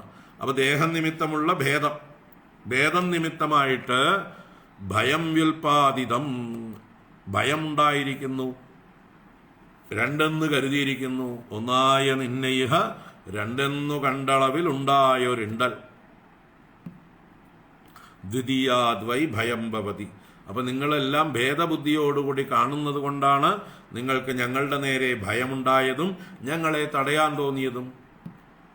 ഞങ്ങൾ വാസ്തവത്തില് ഭഗവാന്റെ തന്നെ സ്വരൂപികളാണ്. ഭഗവാൻ മഹാകാശം, ഞങ്ങൾ ഘടാകാശം. ആ മഹാകാശത്തിൽ നിന്ന് ഘടാകാശത്തിന് വേറിട്ട അസ്തിത്വമൊന്നും ഇല്ല. അതുകൊണ്ട് ഭഗവാനും ഞങ്ങൾ ഒന്നാണെന്ന് കരുതി ഞങ്ങൾ കടന്നു പോകുമ്പോൾ മിണ്ടാതിരുന്നൂടെ നിങ്ങൾക്ക്? പക്ഷെ നിങ്ങൾക്ക് ഭേദബുദ്ധിയുണ്ട്. അതുകൊണ്ട് നിങ്ങൾ ഞങ്ങളെ ഭയപ്പെടുന്നു, തടയുന്നു. ഞങ്ങളെന്തോ ഇവിടെ വന്നിട്ട് അട്ടിമറിക്കാൻ വന്നവരാണെന്നോ, അല്ലേ, ബോംബ് വയ്ക്കാൻ വന്നവരാണെന്നോ ഒക്കെ നിങ്ങൾ വിചാരിച്ചു കാണും. അപ്പോൾ ദേഹം നിമിത്തമായിട്ട് നിങ്ങൾക്ക് ഭേദബുദ്ധി ഉണ്ടായിരിക്കുന്നു. നിങ്ങൾ ധീരന്മാരല്ല, ബുദ്ധിമാന്മാരല്ല. അതുകൊണ്ട് തന്നെ നിങ്ങൾ ഇവിടെ ഇരിക്കാൻ യോഗ്യരും അല്ല. നഹ്യന്തരം ഭഗവതീഹ സമസ്ത കുക്ഷൗ ആത്മാനമാത്മനി നഭോ നഭസീവധീരാഹ പശ്യന്തി യത്ര യുവയോ സുരലിംഗിനോ കിം വ്യുൽപാദിതം ഹ്യുദരഭേദി ഭയം യതോസ്യ തദ്വാം അമുഷ്യ പരമസ്യ വികുണ്ഠഭർത്തുഃ കർത്തും പ്രകൃഷ്ടമിഹ ധീമഹി മന്ദദീപ്യാം ലോകാൻ ഇതോ വ്രജതം അന്തരഭാവദൃഷ്ട്യാ പാപീയസസ്ത്രയൈമേ റിഭവോസ്യ യത്ര. തദ്വാം അമുഷ്യ പരമസ്യ വികുണ്ഠഭർത്തുഃ കർത്തും പ്രകൃഷ്ടമിഹ ധീമഹി മന്ദദീപ്യാം ലോകാൻ ഇതോ വ്രജതമന്തരഭാവദൃഷ്ട്യാ പാപീയസസ്ത്രയ ഇമേ റിപവോസ്യ യത്ര. തത് വാം, അതുകൊണ്ട് നിങ്ങളെ, അപ്പോ ശിക്ഷിക്കാൻ തീരുമാനിച്ചു, ഇവരെ നന്നാക്കിയെടുക്കാൻ തീരുമാനിച്ചു, അങ്ങനെ പറയുക നല്ലത്. ശിക്ഷ എന്ന് പറഞ്ഞാൽ എന്താണ്? നന്നാക്കിയെടുക്കലാണ്, വിദ്യാഭ്യാസമാണ് ശിക്ഷ, അല്ലേ? അപ്പൊ സനകാദികള് ഇവരെ ഒന്ന് നേരാക്കിയെടുക്കാൻ തീരുമാനിച്ചു. അതുകൊണ്ട് തത് വാം, നിങ്ങളെ, നിങ്ങൾ ആരാണ്? വികുണ്ഠഭർത്തുഃ പരമസ്യ അമുഷ്യ മന്ദദീപ്യാം പ്രകൃഷ്ടം കർത്തും ധീമഹി. വികുണ്ഠഭർത്തുഃ, ആ വൈകുണ്ഠത്തിന്റെ ഭർത്താവ് നാഥനായിരിക്കുന്ന പരമസ്യ അമുഷ്യ, പരമനായ അവന്, ശ്രേഷ്ഠനായ ഭഗവാന്, മന്ദദീപ്യാം ബുദ്ധി കുറഞ്ഞതായ നിങ്ങളെ കൊണ്ട് പ്രകൃഷ്ടം കർത്തും, ശ്രേഷ്ഠമായതിനെ ചെയ്യുവാനായിക്കൊണ്ട്, ഭദ്രത്തെ ജനിപ്പിക്കുവാനായിക്കൊണ്ട്. അപ്പൊ നിങ്ങളെ കൊണ്ട് ഉപദ്രവം ഇല്ലാതിരിക്കാൻ, നിങ്ങളെ കൊണ്ട് ഉള്ള ഉപദ്രവം തീർക്കാനായിട്ട് ധീമഹി. ധീമഹി എന്ന് പറഞ്ഞാൽ ഞങ്ങൾ ചിന്തിക്കുന്നു, വയം ധീമഹി, ഞങ്ങൾ ചിന്തിക്കുന്നു, വിചാരിക്കുന്നു. അന്തരഭാവദൃഷ്ട്യാ ഇതഃ പാപീയസഃ ലോകാൻ വ്രജതം. നിങ്ങളുടെ ഭേദഭാവം, അന്തരഭാവം കൊണ്ട്, ആ ദൃഷ്ടി കൊണ്ട് നിങ്ങൾ എന്ത് ചെയ്യണം? ഇതഃ, ഇവിടെ നിന്ന്, പാപീയസഃ ലോകാൻ വ്രജതം, പാപബഹുളങ്ങളായിരിക്കുന്ന ലോകങ്ങളെ പ്രാപിക്കുവിൻ. വ്രജതം രണ്ടുപേരോട് പറയുന്നതാണ്. യുവാം വ്രജതം. ഏകവചനമായിരുന്നെങ്കിൽ വ്രജസ്വ, ത്വം വ്രജസ്വ. ഇവിടെ രണ്ടുപേരായതുകൊണ്ട് വ്രജതം. ബഹുവചനമായിരുന്നെങ്കിൽ വ്രജദ്വം എന്ന് പറഞ്ഞിട്ടുണ്ടാവും. ഇവിടെ വ്രജതം. നിങ്ങൾ രണ്ടുപേരും ഇവിടുന്ന് പൊക്കോളൂ. You get out from here. അതാണ്, മറ്റു ലോകങ്ങളിലേക്ക് പോകുവിൻ. പാപീയസഃ ലോകാൻ വ്രജതം യത്ര അസ്യ ത്രയഃ ഇമേ രിപവഃ. ആ ലോകങ്ങളിൽ ഇവന് 3 ശത്രുക്കൾ ഉണ്ടാകും. ഏതാ 3 ശത്രുക്കൾ? കാമക്രോധ ലോഭങ്ങളാകുന്ന ശത്രുക്കൾ ഉണ്ടാകും. ആർക്ക്? ഈ ഭേദബുദ്ധിയുള്ളവർക്ക്. അസ്യ എന്ന് പറഞ്ഞത് അങ്ങനെയുള്ളവർക്ക്, അന്തരഭാവ ദൃഷ്ടി ഉള്ളവർക്ക്, ഭേദബുദ്ധി ഉള്ളവർക്ക്. ഏത് ലോകത്തിൽ പോയാൽ, ഏത് യോനികളിൽ പോയാൽ, അസുരയോനികൾ, മനുഷ്യയോനികൾ മുതലായ സ്ഥാനങ്ങളിൽ പോയി കഴിഞ്ഞാൽ അവിടെ 3 ശത്രുക്കൾ ഉണ്ടാവും. കാമ ക്രോധ ലോഭങ്ങളാകുന്ന 3 ശത്രുക്കൾ. ആ ശത്രുക്കളുള്ള ലോകത്തിലേക്ക് പോയിക്കോളൂ. നിങ്ങൾക്ക് പറ്റിയ സ്ഥലം അവിടെയാണ്. നിങ്ങൾ ഇവിടെ ഇരിക്കാൻ ഫിറ്റല്ല, ഇവിടെ ഇരുന്ന് ചെയ്യേണ്ട പണിയല്ല നിങ്ങളിപ്പോൾ ചെയ്തത്. അതുകൊണ്ട് നിങ്ങൾ പോയിട്ട് നന്നായിട്ട് വരും. അപ്പോ തദ്വാം അമുഷ്യ പരമസ്യ വികുണ്ഠഭർത്തുഃ കർത്തും പ്രകൃഷ്ടമിഹ ധീമഹി മന്ദദീപ്യാം ലോകാൻ ഇതോ വ്രജതം അന്തരഭാവദൃഷ്ട്യാ പാപീയസസ്ത്രയൈമേ രിപവോസ്യ യത്ര. അങ്ങനെ ഇവര് ശാപം കൊടുത്തതായിട്ടുള്ള സമയത്ത് ജയവിജയന്മാര് വേഗം തെറ്റ് മനസ്സിലാക്കി നമസ്കരിക്കുന്നു, ശാപമോക്ഷം പ്രാർത്ഥിക്കുകയാണ് ചെയ്യുന്നത്. അതാണ് വരുന്ന ശ്ലോകങ്ങൾ. ആ സമയത്ത് ഭഗവാൻ ധൃതി പിടിച്ച് ഓടി വരുന്നു. എന്തൊക്കെയാ അവിടെ കോലാഹലം എന്ന് പറഞ്ഞുകൊണ്ട്, ഞാനൊന്നും അറിഞ്ഞില്ലേ എന്ന മട്ടിലാണ് ഭഗവാന്റെ വരവ്. ഒക്കെ അന്വേഷിക്കാനായിക്കൊണ്ടുള്ള വരവാണ്. ആ രംഗമൊക്കെ നമുക്ക് നാളെ അടുത്ത ക്ലാസ്സിൽ കാണാം.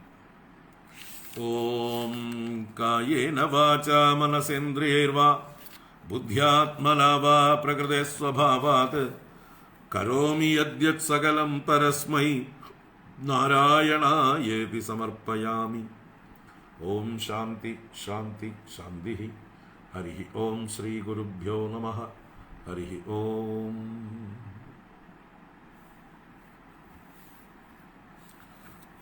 നാളെ തുടർന്ന് കാണാം.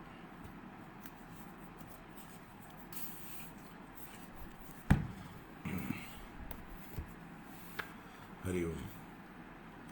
എല്ലാവർക്കും ശുഭരാത്രി. നാളെ രാവിലെ തന്നെയാണ് ഭാഗവത ഗംഗ. 11 മണിക്ക് ഭാഗവത ഗംഗ കാണാം. ഹരി ഓം.